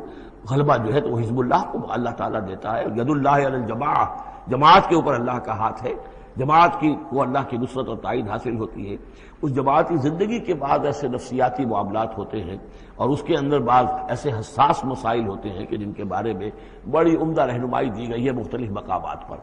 ان پر ہم نے پھر مرتب کیا ہے منتخب نصاب، مطالعہ قرآن حکیم کا منتخب نصاب نمبر 2۔ قُلْ اطیعوا اللہ واطیعوا الرسول فإن تولوا فإنما علیہ ما حمل، ان پر جو ذمہ ہے وہ ان کی اپنی ذمہ داری کا، اور جو تمہارے اوپر جو بوجھ ہے، جو تمہاری مسئولیت ہے وہ تمہاری ذمہ داری کی۔ وَإِن تُطِيعُوهُ تَهْتَدُوا، جان لو یہ اللہ کے رسول ہیں، اگر تم ان کی اطاعت پر کاربند رہو گے تبھی تم ہدایت یافتہ ہوگے۔ وَمَا عَلَى الرَّسُولِ إِلَّا الْبَلَاغُ الْمُبِينُ، اور ہمارے رسول پر سوائے صاف صاف پہنچا دینے کے اور کوئی ذمہ داری نہیں ہے۔ اب جو آیت آ رہی ہے یہ بھی طویل آیات میں سے اور عظیم ترین آیات میں سے آیت استخلاف، یہ خلافت کا جو اللہ تعالیٰ نے وعدہ کیا ہے اس امت سے۔ وعد اللہ الذین آمنوا منکم وعملوا الصالحات، اے مسلمانوں اللہ کا وعدہ ہے تم میں سے ان لوگوں کے ساتھ جو ایمان اور عمل صالح کی شرطیں پوری کر دیں گے۔ یہ نام کے مسلمان، نسلی مسلمان جو اللہ کے حکم پر چلتے بھی نہ ہوں، اللہ کے احکام کے مطابق عمل نہ کرتے ہوں، دین کے لیے تن من دھن لگانے کو تیار نہ ہوں، ان سے یہ وعدہ نہیں ہے۔ وعدہ ہے حقیقی اہل ایمان جو ایمان حقیقی کی شرط پوری کرے اور ایمان کے جو عملی تقاضے ہیں ان کو بھی بجا لائے۔ وعد اللہ الذین آمنوا منکم وعملوا الصالحات لیستخلفنہم فی الارض، کہ وہ انہیں زمین میں خلافت عطا کرے گا، حکومت عطا کرے گا، غلبہ عطا کرے گا، کما استخلف الذین من قبلہم، جیسے کہ اس نے خلافت عطا کی تھی ان کو جو ان سے پہلے تھے، حضرت داؤد کو، حضرت طالوت کو، حضرت سلیمان کو جو خلافت دی گئی، بعد میں بھی مکابی حکومت قائم ہوئی ہے، اس میں بھی خلافت قائم ہوئی۔ تو یہ خلافت جیسے پہلے ہم نے دی تھی سابقہ امت مسلمہ کو، ایسے ہی اے امت محمد صلی اللہ علیہ وسلم تمہیں بھی خلافت دی جائے گی، بشرطے کہ ایمان اور عمل صالح کی یہ 2 شرطیں تم پوری کرو۔ اب یہ خلافت جو ہے اس کو 3 انداز میں یہاں بیان کیا گیا ہے۔ لَيَسْتَخْلِفَنَّهُمْ فِي الْأَرْضِ، انہیں لازماً خلافت دے گا زمین میں، حکومت دے گا، کما استخلف الذین من قبلہم، جیسے کہ خلافت دی تھی اور حکومت دی تھی ان کو کہ جو ان سے پہلے تھے۔ ولا یمکنن لہم دینہم الذی ارتضی لہم، اور ان کے اس دین کو زمین میں غلبہ عطا کرے گا، قوت عطا کرے گا، تمکن عطا کرے گا جو اللہ نے ان کے لیے پسند کر لیا ہے۔ ظاہر بات ہے مسلمانوں کی خلافت ہے تو اس کے معنی کیا ہے؟ اللہ کے دین کا غلبہ ہے، وہ تو بات تو ایک ہی ہے، اللہ کا دین غالب، اس کے کیا معنی ہے؟ مسلمانوں کی خلافت۔ تو چیز ایک ہی ہے لیکن یہاں 3 الفاظ لا کر اس کی اہمیت کو نمایاں کیا جا رہا ہے 3 اعتبارات سے۔ وَلَا يُمَكِّنَنَّ لَهُمْ دِينَهُمُ الَّذِي ارْتَضَىٰ لَهُمْ، اب یہاں دیکھیے وہی لام مفتوح شروع میں فعل مضارع سے، اور اس کے بعد یہ نون مشدد، یہ سارے وعدے نہایت تاکیدی وعدے ہیں۔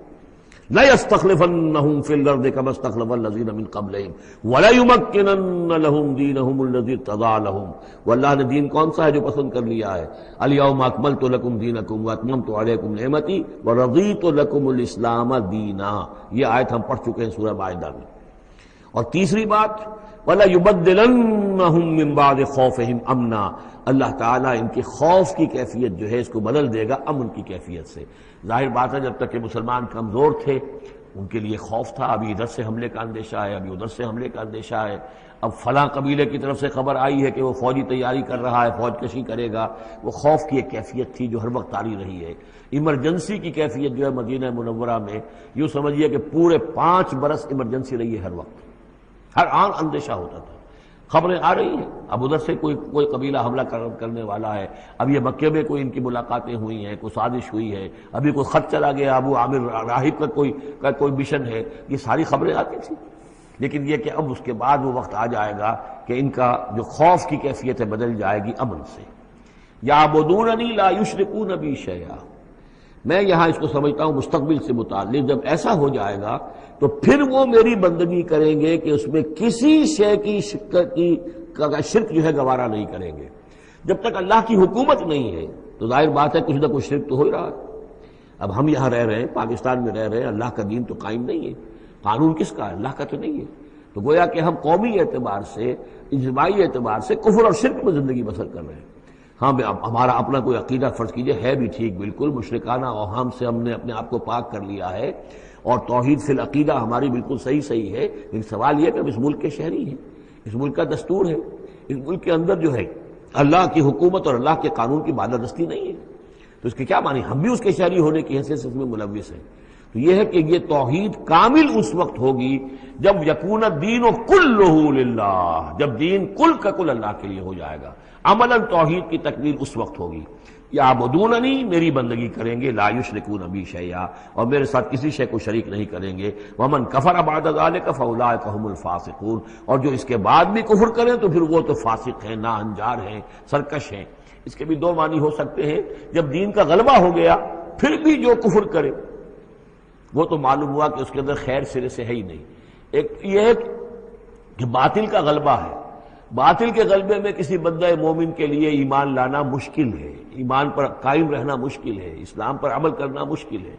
لیکن جب دین غالب ہو گیا ہو تو اب تو ظاہر بات ہے کہ اب تو ساری رکاوٹیں دور ہو گئیں۔ اب تو ایک شخص کی کسی کی اپنی فطرت ہی میں کجی آ چکی ہے، کوئی پرورٹڈ نیچر کا شخص ہے تبھی وہ رہے گا کہ جو اسلام سے دور رہے۔ ومن کفر بعد ذلک فاولئک هم الفاسقون، اور میرے نزدیک اس کا ایک مفہوم یہ بھی ہے کہ ہمارے ان 3 پختہ وعدوں کے بعد بھی جو شخص کمر ہمت نہ کس لے اور اس کام کے لیے کھڑا نہ ہو جائے، گویا کہ وہ ہماری بات کا کفر کر رہا ہے، انکار کر رہا ہے، اسے ہمارے ان وعدوں پر یقین نہیں ہے۔ ومن کفر بعد ذلک فاولئک هم الفاسقون، تو وہ تو گویا کہ فاسق ہے اور سرکش ہے اور ناہنجار ہے۔ اس آیت کو ذہن میں رکھیے، اس حدیث کو آج میں چاہتا ہوں کہ اس کا متن بھی آپ کو سنا دوں کہ اس کی خبر دی ہے محمد رسول اللہ صلی اللہ علیہ وسلم نے۔ تاریخی اعتبار سے تو یہ نوٹ کر لیجئے، یہ سن 6 ہی کے اندر، ابتدائی میں سن 6 کے یہ آیت نازل ہوئی۔ سن 6 ہی میں صلح حدیبیہ ہو گئی، انا فتحنا لک فتحا مبینا، گویا کہ اس آیت کا جو مصداق ہے وہ ظاہر ہونا شروع ہو گیا۔ سن 7 میں غزوہ خیبر ہوا، اللہ نے بہت بڑا مال غنیمت مسلمانوں کو دیا۔ سن 8 میں مکہ فتح ہو گیا۔ سن 9 میں موپنگ اپ آپریشن ہو گیا، اعلان کر دیا گیا حج کے اندر کہ آئندہ سے یہاں کوئی مشرک نہیں آئے گا، اور اب تمہارے لیے اتنی مہلت ہے، کوئی معاہدہ قائم نہیں رہے گا، جو معاہدے ہیں میعادی ان کی میعاد ختم ہوتے ہی معاہدہ ختم، اور جن کی میعاد کوئی نہیں تھی ان کے لیے ہم 4 مہینے کی میعاد مقرر کر رہے ہیں کہ اس کے بعد کوئی معاہدہ کسی مشرک سے نہیں ہے، جب یہ مدت ختم ہو جائے گی قتل عام شروع ہو جائے گا۔ یہ تو اللہ تعالیٰ کی طرف سے جزیرہ نماء عرب کے اندر دین کی تکمیل ہو گئی، خلافت قائم ہو گئی، اللہ کی حکومت قائم ہو گئی۔ جیسے حضرت داؤد خلیفہ تھے، یہاں حضرت محمد خلیفہ ہے صلی اللہ علیہ وسلم، اس لیے کہ حاکم اب کون ہے؟ حضرت محمد صلی اللہ علیہ وسلم۔ اپنی زندگی میں تو حاکمیت جو بھی ہے آپ کے پاس ہے۔ اس کے بعد خلافت راشدہ میں پھر یہ خلافت کہاں سے کہاں پہنچی وہ آپ کو معلوم ہے، لیکن پھر ریورسل شروع ہو گیا۔ لیکن وہ حدیث میں آپ کو سنا رہا ہوں، حضرت نعمان ابن بشیر سے مروی ہے رضی اللہ تعالی عنہ، اور مسند احمد ابن حنبل میں یہ روایت ہے کہ حضور نے یہ فرمایا صلی اللہ علیہ وسلم تکون النبوۃ فیکم ما شاء اللہ ان تکون، مسلمانوں تمہارے مابین نبوت موجود رہے گی جب تک اللہ چاہے گا کہ رہے، یعنی میں موجود رہوں گا بنفس نفیس تمہارے مابین جب تک اللہ چاہے گا۔ ثم یرفع اللہ اذا شاء یرفعها، پھر اللہ تعالیٰ اس کو اٹھا لے گا جب چاہے گا، نبوت کو اٹھا لے گا یعنی میرا انتقال ہو جائے گا، تو ایک دور جو ہے وہ ختم ہو جائے گا۔ فرمایا ثم تکون خلافۃ علی منہاج النبوۃ، پھر خلافت ہوگی نبوت کے نقش قدم پر، نبوت ہی کے طریقے پر، ٹھیک وہی نظام جو محمد عربی صلی اللہ علیہ وسلم نے قائم کیا تھا، بین ہی ایک بال کے فرق کے بغیر وہ نظام جو کا تو قائم رہے گا، خلافت علی منہاج النبوۃ۔ فتکون ما شاء اللہ وان تکون، یہ بھی رہے گا جب تک اللہ چاہے گا یہ دور۔ ثم یرفع اللہ اذا شاء یرفع، پھر اس دور کو بھی اللہ اٹھا لے گا جب اللہ چاہے گا۔ ثم تکون ملکا عاضا، پھر ملوکیت کا دور آئے گا، اور وہ کاٹ کھانے والی ملوکیت ہوگی، کاٹ کھانے والی ملوکیت، ظالم ملوکیت، اور یہ بھی رہے گا جب تک اللہ چاہے گا، پھر اللہ اس کو بھی اٹھا لے گا۔ پھر چوتھا دور آئے گا ثم تکون ملکا جبریا، پھر غلامی کی ملوکیت ہوگی، یعنی یہ دور جو ہمارا گزرا ہے کولونیل دور، پہلے یہ کہ ملوک تھے، بادشاہ تھے، چاہے وہ بنو عباس میں تھے یا بنو امیہ میں سے تھے یا یہ کہ ترک تھے، مسلمان تو تھے، کلمہ گو تو تھے، ان میں کوئی نہ اچھا بھی ہوتا تھا، بہت اچھے لوگ بھی تھے، بوڑھے لوگ بھی تھے، لیکن مسلمان تو تھے، کلمہ گو تو تھے۔ لیکن چوتھا دور آیا کہ کہیں ہم انگریزوں کے غلام ہو گئے، کہیں ہم ولندیزیوں کے غلام ہو گئے، کہیں ہم فرانسیسیوں کے غلام ہو گئے، کولونیل پاورز۔ تو ہماری تو ملکہ معظمہ جو ہے ملکہ وکٹوریہ تھی، 1857 سے تو ہم ان کی رعایا بن گئے تھے، اس سے پہلے تو جو بھی تھی بہرحال ایسٹ انڈیا کمپنی جو تھی، لیکن یہ کہ بعد میں تو ہم براہ راست تاج برطانیہ کے غلام تھے۔ یہ چوتھا دور ہے جو تقریباً یوں سمجھیے کہ ابھی نصف میں پہنچا ہے، اس اعتبار سے کہ اگرچہ براہ راست وہ جو حکومتوں کا جو ہے جو یہاں پر تھا، جو بساط بچھی ہوئی تھی، وہ لپیٹ دی گئی ہے، لیکن ابھی مالیاتی اعتبار سے ریموٹ کنٹرول سے وہی قوتیں ہیں کہ جو آج بھی کنٹرول کر رہی ہیں ہمیں، یہ ریموٹ کنٹرول ہے۔ ابھی یہ چوتھا دور ختم نہیں ہوا ہے، پہلے یہ براہ راست آکوپیشن اور اپنی حکومتیں، اپنی فوجیں لا کر، اب یہ ہے کہ اس کے بغیر بائی پراکسی، چاہے ہمارے ہی آدمی بیٹھے ہوئے ہیں، لیکن اصل میں سارا جو ہے یہ مالیاتی جو ہے استعمار ہے، ایک نیا عالمی استعمار ہے، لیکن یہ استعمار جو ہے اس طرح کا کولونیل رول نہیں ہے کہ انگریز موجود ہیں، ان کی فوج موجود ہے، یا فرانسیسی فوج موجود ہے، یا اطالوی فوج موجود ہے، بلکہ یہ تو IMF اور ورلڈ بینک کا نظام ہے اس کے تحت، اور ملٹی نیشنل کمپنیوں کی۔ لیکن جو چوتھی جو خوشخبری کی بات ہے وہ یہ ہے کہ حضور نے فرمایا بالآخر یہ چوتھا دور بھی ختم ہو جائے گا، اور خوشخبری یہ ہے کہ ثم تکون خلافۃ علی منہاج النبوۃ، پھر دور آئے گا خلافت علی منہاج النبوۃ کا۔ ثم سکت رسول اللہ صلی اللہ، اس کے بعد حضور خاموش رہے، اس لیے کہ اس کے بعد پھر دنیا کے خاتمے کا معاملہ ہے۔ وہ خاتمے کے بارے میں عرض کر چکا ہوں، ایک طویل عرصے تک تو پوری دنیا میں وہ خلافت علی منہاج النبوۃ رہے گی، گلوبل، اس لیے کہ حضور نے یہ بتا دیا ہے کہ اب جب یہ خلافت علی منہاج النبوۃ کا نظام آئے گا تو کل روئے ارضی پر ہوگا۔ مسلم شریف میں روایت ہے، یہ حضرت صوبان حضور کے ایک آزاد شدہ غلام تھے، جیسے کہ حضرت زید ابن حارثہ بھی حضور کے غلام تھے، آپ نے آزاد کر دیا تھا، اسی طرح حضرت صوبان بھی ہے، مولا ان صوبان مولا رسول اللہ صلی اللہ علیہ وسلم۔ اس میں روایت کیا ہے، حضور نے فرمایا ان اللہ زوالی الارض، اللہ نے میرے لیے ساری زمین کو لپیٹ دیا یا سکیڑ دیا، فرائے تو مشارقہا و مغاربہا، تو میں نے سارے مشرق دیکھ لیے زمین کے، سارے مغرب دیکھ لیے، وَإِنَّ أُمَّتِي سَيَبْلُغُ مُلْكُهَا مَا زُوِّيَ لِي مِنْهَا، اور میری امت کی حکومت ان تمام علاقوں پر قائم ہو کر رہے گی جو اس طرح زمین کو سکیڑ کر یا لپیٹ کر مجھے دکھا دیے گئے۔ اور یہ روایت صحیح مسلم کی ہے۔ اسی طرح کی ایک اور حدیث ہے حضرت مقداد بن الاسود سے رضی اللہ تعالی عنہ کہ اس روئے ارضی پر کوئی گھر اور کوئی خیمہ نہیں بچے گا، یعنی سیٹلڈ جو علاقے ہیں جہاں گھر ہیں، شہر ہیں، گھر بنے ہوئے ہیں، مکان بنے ہوئے ہیں، یا نومیڈک ٹرائبز جہاں بھی ہیں کہ وہ اپنے خیمے لے کے ادھر سے ادھر جاتے رہتے ہیں، نہ کوئی گھر بچے گا، نہ خیمہ جس میں اللہ کا دین داخل نہ ہو جائے، بعز عزیز اور ذل ذلیل۔ یا تو یہ کہ گھر اور خیمے والا اسلام قبول کرے گا، اسلام اس کے گھر میں داخل ہوگا، اس کا بھی اعزاز ہوگا، اور یا وہ گھر والا اسلام قبول نہیں کرے گا لیکن اسلام کی بالادستی جو ہے تسلیم کرنی پڑے گی۔ یؤتوا الجزیۃ عن ید وہم صاغرون، یہ جو ہم پڑھ آئے ہیں سورہ توبہ کے اندر، تو گویا کہ اس کے گھر میں بھی اسلام تو آ گیا لیکن وہ بدبخت جو ہے اسلام کی نعمت سے اور اس کے اعزاز سے محروم رہا۔ یہ ہے وہ خبر کہ جو ہے صحیح احادیث ہیں، اور یہ منطقی طور پر بھی سمجھ لیجئے کہ قرآن مجید میں یہ بات واضح کر دی گئی کہ حضور کو بھیجا گیا غلبہ دین کے لیے، 3 دفعہ فرمایا۔ سورہ توبہ میں ہم پڑھ چکے ہیں، 2 مرتبہ آگے اور آنا ہے، هو الذی ارسل رسولہ بالہدی ودین الحق لیظہرہ علی الدین کلہ، اور 5 مرتبہ فرمایا کہ حضور کو بھیجا گیا پوری نوع انسانی کے لیے۔ اس کی سب سے نمایاں اور سب سے جو لوگوں کے اندر عام طور پر معروف آیت ہے وہ یہ ہے وما ارسلناک الا کافۃ للناس بشیرا ونذیرا۔ ویسے ہم پڑھ آئے سورہ انبیاء میں وما ارسلناک الا رحمۃ للعالمین، اس کا بھی مفہوم یہی ہے،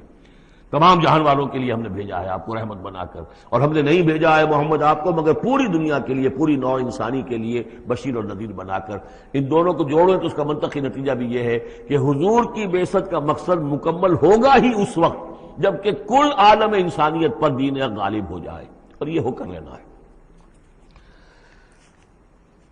وَمَنْ كَفَرَ بَعْدَ ذَلِكَ فَأُولَٰئِكَ هُمُ الْفَاسِقُونَ وَأَقِیمُوا الصَّلَاةَ وَآتُوا الزَّکَاۃَ، اور نماز قائم کرو اور زکوٰۃ ادا کرو، وَأَطِیعُوا الرَّسُولَ لَعَلَّکُمْ تُرْحَمُونَ، رسول کی اطاعت کرو تاکہ تم پر رحم کیا جائے۔ چونکہ روح سخن منافقین کی طرف ہے، اور میں نے آپ کو بتایا تھا ان پر جو شاخ گزر رہی تھی وہ در حقیقت رسول کی اطاعت تھی۔ بار بار کہتے تھے یہ اپنے جی سے بات کہہ دیتے ہیں، آیت تو ابھی اتری نہیں، ابھی کوئی آیت تو آئی نہیں، قرآن میں تو ابھی یہ حکم آیا نہیں۔ یہ معاملہ جو ہے ان کو شاخ گزر رہا تھا حضور کی اطاعت۔ وَأَقِیمُوا الصَّلَاةَ وَآتُوا الزَّکَاةَ، اور نماز قائم کرو اور زکوٰۃ ادا کرو، وَأَطِیعُوا الرَّسُولَ لَعَلَّکُمْ تُرْحَمُونَ، اور اللہ رسول کی اطاعت کرو تاکہ تم پر رحم کیا جائے۔ لَا تَحْسَبَنَّ الَّذِينَ كَفَرُوا مُعْجِزِينَ فِي الْأَرْضِ، یہ کافر یہ نہ سمجھیں کہ وہ اللہ کو تھکا دیں گے یا ہرا دیں گے اس زمین میں، وَمَأْوَاهُمُ النَّارُ، ان کا ٹھکانہ آگ ہے، وَلَبِئْسَ الْمَصِيرُ، اور بہت برا ٹھکانہ ہے۔ یا ایھا الذین آمنوا لیستأذنکم الذین ملکت ایمانکم، اب وہی جو سماجی احکام کچھ دیے گئے تھے کہ اذن لیے بغیر تم داخل نہ ہو گھر میں، اور اس طرح کے آداب جو ہیں معاشرتی، ان کے ضمن میں مزید احکام آ رہے ہیں۔ یہ سورہ مبارکہ کی ترتیب یہ ہے، یوں سمجھیے کہ جیسے کوئی انگوٹھی ہو اور بڑا سا ہیرا جو ہے لگا ہوا، دونوں طرف جو ہے وہ اس کا پتلے سائڈ سے یا ہار ہے، اور اس کے نیچے جو ہے درمیان میں کوئی بڑا ہیرا ہے، دوسری طرف ہوتی ہیں۔ اس کے بالکل وسط میں 5واں رکوع ہے، یہ اللہ نور السماوات والارض مثل نورہ کمشکاۃ فیہا مصباح، اور آیت نمبر 35 وہ عظیم کوہ نور ہیرے کے مانند ہے۔ پھر دونوں طرف جو ہے یہ مضامین ہیں، کچھ ادھر ہیں سماجی احکام، کچھ ادھر ہیں سماجی احکام، اور اس طریقے سے یہ ایک عظیم بہت خوبصورت ہار کی شکل بن گئی۔ لیستأذنکم الذین ملکت ایمانکم، چاہیے کہ جو تمہارے غلام ہیں اور باندیاں ہیں وہ بھی اجازت لے کے اندر داخل ہوا کریں۔ والذین لم یبلغوا الحلم، اور وہ لوگ بھی تمہارے کہ جو کہ ابھی وہ بالغ نہیں ہوئے ہیں وہ بچے بھی، منکم 3 مرات، 3 اوقات دن رات کے ایسے ہیں کہ جن میں خاص طور پر جو پرائیویسی کا اہتمام ہونا چاہیے، اور اس میں یہ کہ کوئی بھی اجازت لیے بغیر بچے بھی نہ جائیں۔ من قبل صلاۃ الفجر، ایک تو فجر کی نماز سے قبل، وحین تضعون ثیابکم من الظہیرۃ، اور جو تم ظہر کے وقت ظہیرہ جس کو کہتے ہیں، اپنے کپڑے ذرا اتار کے سستاتے ہو، قیلولہ کرتے ہو، ہلکے کپڑوں کے اندر انسان لیٹتا ہے۔ ومن بعد صلاۃ العشاء، اور نماز عشاء کے بعد۔ 3 عورات لکم، یہ 3 اوقات تمہارے پردے کے اوقات ہیں، یہ تمہاری خاص پرائیویسی کے اوقات ہیں۔ لیس علیکم ولا علیہم جناح بعدہن، ان کے علاوہ عام حالات میں کوئی حرج نہیں ہے، بعدہن کہ وہ یعنی وہی تمہارے ملازم ہیں، تمہارے غلام ہیں یا باندیاں ہیں، یا اسی طریقے سے تمہارے بچے ہیں، طوافون علیکم بعضکم علی بعض، وہ آئیں جائیں گھروں کے اندر، ظاہر بات ہے کہ اس کمرے میں آئے ہیں اس میں گئے ہیں، اس میں کوئی حرج نہیں ہے کہ وہ آئیں جائیں اور پھریں۔ کذالک یبین اللہ لکم الآیات، اسی طرح اللہ تعالیٰ تمہارے لیے اپنی آیات واضح کر رہا ہے، واللہ علیم الحکیم، اور اللہ تعالیٰ علیم اور حکیم ہے۔ وَإِذَا بَلَغَ الْأَطْفَالُ مِنْكُمُ الْحُلُمَ،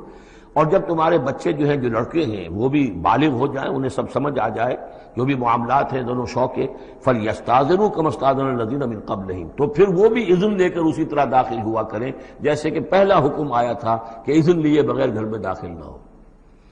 کذالک یبین اللہ لکم آیاتہ، اس طرح اللہ تعالیٰ تمہارے لیے اپنی آیات کو واضح کر رہا ہے، واللہ علیم الحکیم، اللہ علیم اور حکیم ہے۔ والقواعد من النساء اللاتی لا یرجون نکاحا، اور وہ عورتیں تمہارے میں سے، تمہاری خواتین میں سے کہ جو اب بیٹھ رہی ہوں، یعنی لا یرجون نکاحا، اب وہ نکاح کی امیدوار نہ ہوں، ایک خاص عمر سے گزر چکی ہیں، اب کوئی نکاح وغیرہ کرنے کا سوال نہیں ہے، بیوہ ہیں یا کچھ اور جو بھی معاملہ ہے، لیکن یہ کہ بہرحال اب معمر ہو چکی ہیں، فلیس علیہن جناح ان یضعن ثیابہن،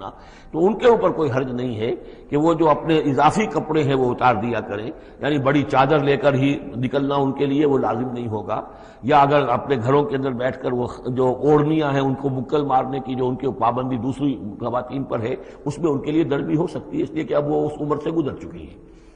والقواعد من النساء اللاتي لا يرجون نکاحا فليس عليهن جناح ان يضعن ثيابهن غیر متبرجات بزینہ، لیکن ان کی نیت یہ نہ ہو کہ وہ اپنی زینت کو وہ ظاہر کریں اور لوگوں کی نگاہوں میں لائیں، نیت کا معاملہ جو ہے وہ دوسرا ہے۔ وَأَن يَسْتَعْفِفْنَ خَيْرٌ لَهُنَّ، اور اگر وہ اس معاملے میں احتیاط ہی کریں تو بہتر ہے، اس رعایت سے فائدہ نہ اٹھائیں تو بہتر ہے، اس لیے کہ شیطان جو ہے وہ ہر وقت طاق میں لگا رہتا ہے، نہ معلوم کس وقت اس کے دل میں کیا خیال پیدا کر دے۔ واللہ سمیع علیم، اور اللہ سب کچھ سننے والا اور جاننے والا ہے۔ لیس علی الاعمی حرج، اب چونکہ یہ جو احکام دیے جا رہے تھے تو اس معاشرے کے اندر ایسا بھی تھا کہ کسی خاندان کے ساتھ کچھ لوگ جو ہیں بیچارے، کوئی لنگڑا ہے، کوئی اندھا ہے، اپنے برادری کا ہے، اپنی رشتہ داروں میں سے، وہ بھی گھر میں رہ رہا ہے، وہ اپنی کوئی آزاد جو معاش اور آزاد جو ہے کوئی معاشرتی حیثیت کا اہل نہیں ہے، تو اب ان کے لیے کیا ہوگا؟ کیا یہ ساری پابندیاں جو ہیں اسی طریقے سے ان کے اوپر بھی پوری طریقے سے عائد کی جائیں گی؟ تو ان کے ضمن میں کہا جا رہا ہے کہ وہ اگر تمہارے گھروں میں رہے تو کوئی حرج نہیں ہے۔ لیس علی الاعمی حرج، کوئی کسی اندھے کے اوپر کوئی حرج نہیں ہے، کوئی تکلیف نہیں ہے۔ ولا علی الاعرج حرج، اور نہ ہی کسی لنگڑے پر، ولا علی المریض، اور نہ بیمار پر حرج، ولا علی انفسکم، نہ تمہارے اوپر کوئی اس میں کوئی تنگی ہے، ان تاکلوا من بیوتکم و بیوت آبائکم، کہ تم کھانا کھایا کرو اپنے گھروں سے، اپنے باپوں کے گھروں سے، اور بیوت امہاتکم، یا اپنی ماؤں کے گھروں سے، اور بیوت اخوانکم، اپنے بھائیوں کے گھروں سے، اور بیوت اخواتکم، یا اپنی بہنوں کے گھروں سے، اور بیوت اعمامکم، یا اپنے چچاؤں کے گھروں سے، اور بیوت عماتکم، یا اپنی پھوپھیوں کے گھروں سے، اور بیوت اخوالکم، یا اپنے ماموں کے گھروں سے، اور بیوت خالاتکم، یا اپنی خالاؤں کے گھروں سے، او ما ملکت مفاتحہ، یا یہ کہ جس کی کنجیاں تمہارے ہاتھ میں ہے، کارخانہ ہے، اس کے مالک ہی تم ہو، وہاں جاؤ اور وہاں پر جا کر تم کھانا پینا ہو تو کھاؤ، اور صدیقکم، یا تمہارے اپنے دوست ہیں اس کے گھر سے، لیس علیکم جناح ان تاکلوا، کوئی حرج نہیں ہے تم پر اس میں، ان تاکلوا جمیعا، کہ سب مل کر کھاؤ، او اشتاتا، یا علیحدہ علیحدہ کھاؤ۔ اس کو خامخواہ بعض لوگوں نے عورتوں اور مردوں کے اوپر وہ جو ہے اس کا انطباق کر دیا ہے کہ چاہیں تو عورت اور مرد مل کر کھائیں اور چاہیں تو وہ علیحدہ علیحدہ کھائیں۔ یہاں مراد یہ ہے کہ بسا اوقات ایسے مواقع پر انتظار میں بڑی دقت ہوتی ہے، جیسے آج کل آپ کو معلوم ہے کہ ولیمہ ہے اور ٹائم دے رکھا ہے 9 بجے کا اور 12 بج رہے رات کے، لڑکی والے تو آئے نہیں، اس لیے ولیمہ ہو نہیں سکتا، بیٹھے ہوئے لوگ سوکھ رہے ہیں، کیا ضرورت ہے؟ جو آئے ہیں وہ کھائیں اور جائیں۔ لہذا یہ نہیں ہے کہ سب کے سب جمع ہو کر ہی اور ایک ہی جمعیت ہو تبھی وہ کھائیں، بلکہ یہ کہ اپنی ضرورت کے تحت جیسے بھی ہو، اگر سب مل جل کر بیٹھ کر کھائیں تب بھی کوئی حرج نہیں، اور اگر علیحدہ علیحدہ گروپس کے اندر یہ کھا لیا جائے تب بھی کوئی حرج نہیں۔ یہ مجلسی احکام جو دیے جا رہے ہیں اس سے مراد یہ نہیں ہے کہ سطر اور حجاب کے احکام بھی یہاں پہ ٹوٹ جائیں گے، اور یہاں پر جو ہے گھریلو جو ہے اگر پارٹیز کوئی تھرو کی گئی ہیں تو اس میں کوئی پردے وردے کی حاجت نہیں ہے، اس میں مرد اور عورتیں جو ہیں وہ مخلوط طور پر شریک ہو جائیں، معاذ اللہ، یہ مراد نہیں۔ فَإِذَا دَخَلْتُمْ بُيُوتًا فَسَلِّمُوا عَلَىٰ أَنفُسِكُمْ، پھر جب تم گھروں میں داخل ہو تو اپنے آپ پر سلام بھیجا کرو، یعنی انفسکم سے مراد ہے گھر میں رہنے والے جو ہیں وہ تمہارے ہی میں سے ہیں، تمہارے رشتہ دار ہیں، عزیز ہیں، یا تمہارے اپنے گھر میں بھی داخل ہو تو السلام علیکم کہو۔ تحیۃ من عند اللہ مبارکۃ طیبۃ، یہ دعا ہے اللہ کے پاس سے، اللہ نے تمہیں سکھائی ہے السلام علیکم، اور یہ مبارک بھی ہے اور پاک بھی ہے۔ کذالک یبین اللہ لکم الآیات لعلکم تعقلون، اسی طرح اللہ تعالیٰ تمہارے لیے اپنی آیات کو واضح کر رہا ہے، کھول کر بیان کر رہا ہے تاکہ تم عقل سے کام لو۔ اب آخری جو رکوع ہے اس کا، اس سورہ مبارکہ کا، اور اس کی کل 3 آیات ہیں، یہ خالص جماعتی زندگی، وہ جو جہاد اور قتال کے لیے یا کسی اور اجتماعی کام کے لیے حضور جب نکلتے تھے اور اہل ایمان آپ کے ساتھ ہیں، اس وقت کیا صورتحال ہونی چاہیے۔ انما المؤمنون الذین آمنوا باللہ ورسولہ، مومن تو صرف وہی ہیں جو ایمان لائے اللہ پر، اس کے رسول پر، وَإِذَا كَانَ مَعَهُ عَلَىٰ أَمْرٍ جَامِعٍ، اور جب وہ ہوتے ہیں ان کے ساتھ یعنی رسول کے ساتھ کسی اجتماعی کام کے ضمن میں، لم يذهبوا حتى يستاذنوه، تو وہاں سے جاتے نہیں ہیں جب تک کہ اجازت نہ لے لیں۔ اب آپ نکلے ہیں کسی کام کے لیے، ایک نفری ہے آپ کے ساتھ، لیکن یہ کہ کوئی کہیں کھسک جائے کوئی کہیں کھسک جائے تو یہ تو صحیح نہیں ہے۔ وہ تو یہ ہے کہ اب اس اجتماعی نظم کا تقاضا یہ ہے کہ اب جہاں بھی وہاں سے کوئی عذر پیش آ گیا ہے، کوئی ایسی مجبوری ہے، کوئی جانا ہے تو اجازت لے کر جائیں۔ علی امر جامع لم یذهبوا حتی یستاذنوه، جب تک کہ اذن نہ لے لیں۔ ان الذین یستاذنونک اولئک الذین یؤمنون باللہ ورسولہ، یقیناً جو اے نبی جو لوگ آپ سے اجازت لیتے ہیں وہی ہیں کہ جو ایمان رکھتے ہیں اللہ پر، اس کے رسول پر۔ فیستاذنوک، پھر جب وہ آپ سے کوئی اجازت مانگے، رخصت مانگے، لبعض شانہم، اپنی کسی عذر کی وجہ سے، فاذن لمن شئت منہم، تو اجازت دے دیجئے جسے آپ چاہیں۔ مطلب یہ ہے کہ جو لیڈر ہے، جو اس وقت سپہ سالار ہے، اسے معلوم ہے سچویشن کیسی ہے، میرے پاس پہلے ہی نفری، میرے پاس کوئی اضافی نفری ہے جس میں سے میں کسی کو ریلیو کر سکتا ہوں، یا پہلے ہی میرے پاس کم نفری ہے، اس میں کسی اور کی کمی جو ہے وہ اور زیادہ خطرناک ہو جائے گی نتائج کے اعتبار سے۔ لہذا یہ نہیں ہے کہ صاحب میں نے اجازت طلب کی ہے تو مجھے اجازت ملنی چاہیے، یہ نہیں، اجازت کیا ہوئی پھر؟ یہ تو وہی ہے جو تھانے داروں کسی معافی مانگتی ہے، اچھا میں نے تو کچھ نہیں کیا لیکن اگر آپ سمجھتے ہیں کہ میں نے کچھ کیا تو میں معافی مانگتا ہوں۔ یہ تو در حقیقت الٹی دھونس ہے کہ آپ بڑے کمینے آدمی ہیں، میں نے تو کچھ کیا نہیں تھا پھر بھی آپ سمجھ رہے ہیں کہ میں نے کچھ کیا ہے، تو میں اتنا اونچا ہوں کہ پھر میں معافی مانگتا ہوں۔ یہ در حقیقت وہ انداز نہیں۔ اجازت تو طلب کرنی ہے تو یہ ہے کہ اجازت لے کر اجازت ملے، اور یہ اختیار جو ہے پھر اے نبی آپ کو ہے کہ آپ چاہیں تو اجازت دیں۔ فاذن لمن شئت منہم واستغفر لهم اللہ، اور اس پر بھی ان کے لیے استغفار کیجئے اللہ سے، کیونکہ انہوں نے ظاہر بات ہے اپنے کسی ذاتی کام کو زیادہ اہمیت دی ہے اس اجتماعی کام سے۔ یہ اجتماعی کام نبی کا ذاتی نہیں ہے، یہ دین کا کام ہے، اللہ کے دین کا کام ہے۔ دین کو غالب کرنا فرض منصبی اللہ کی طرف سے ہے ان پر، لہذا اس کے لیے تم ان کے ساتھ نکلے ہو۔ لہذا یہاں پر جو ہے اب اگر تم نے اپنے ذاتی کام کو اس دین کے کام سے اہم تر سمجھا ہے تبھی تو یہاں سے رخصت لے کر جا رہے ہو، یہ خود ایک ہلکی بات ہے، گویا کہ تم نے دین کے کام کو کمتر سمجھا ہے اللہ کے کام اپنے کام سے، اور اس کو اہمیت زیادہ دی ہے۔ لہذا استغفار، اے نبی ان کے لیے استغفار کیجئے، واستغفر لهم اللہ، اور ان کے لیے استغفار کیجئے، ان اللہ غفور الرحیم، یقیناً اللہ تعالیٰ غفور الرحیم ہے۔ ایک بات البتہ نوٹ کر لیجئے کہ یہ مضمون جب سورہ توبہ میں آیا ہے تو اس سے اگلا قدم ہے، یہ چونکہ ہے سن 6، وہ ہے سن 9،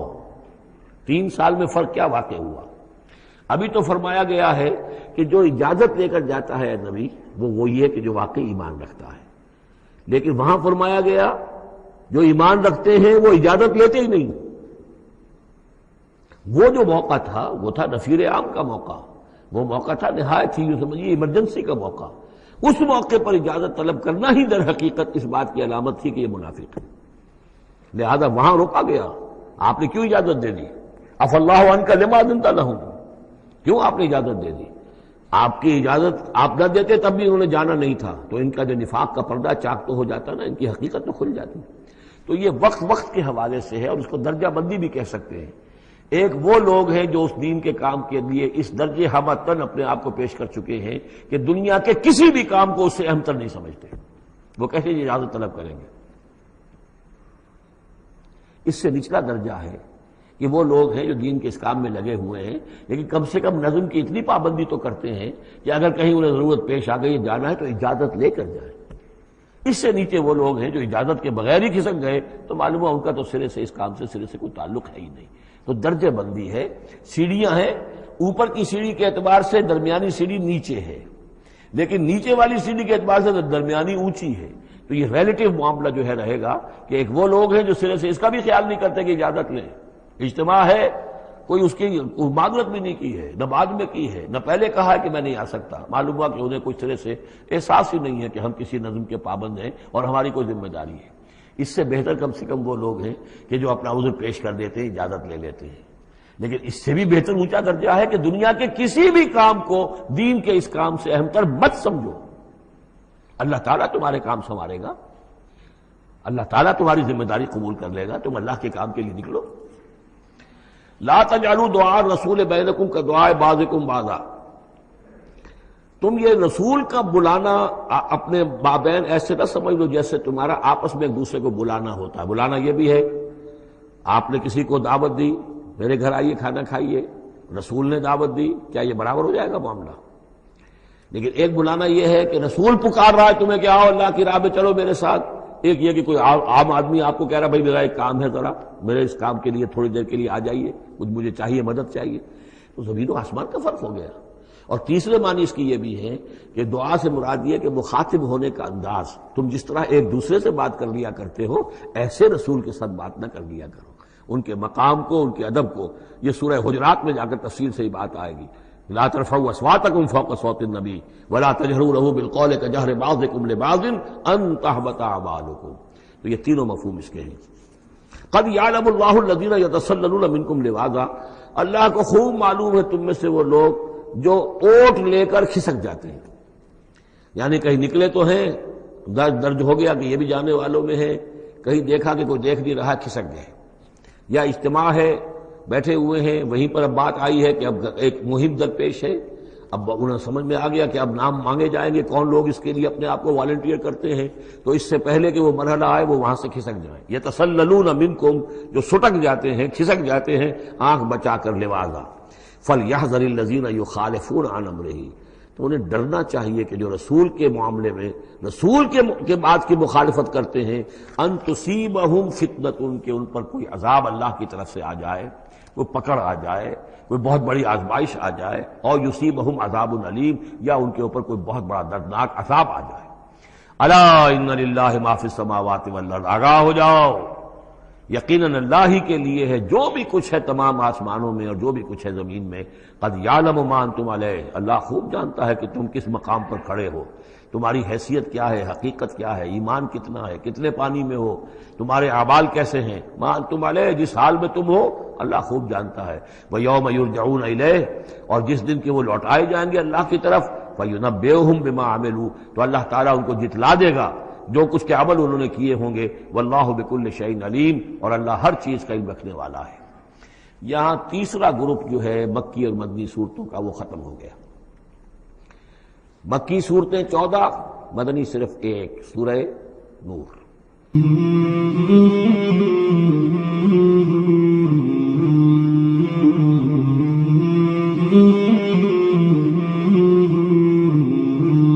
مولاي صل وسلم دائما ابدا على حبيبك خير الخلق كلهم، مولاي صل وسلم دائما ابدا على حبيبك خير الخلق كلهم، مولاي صل وسلم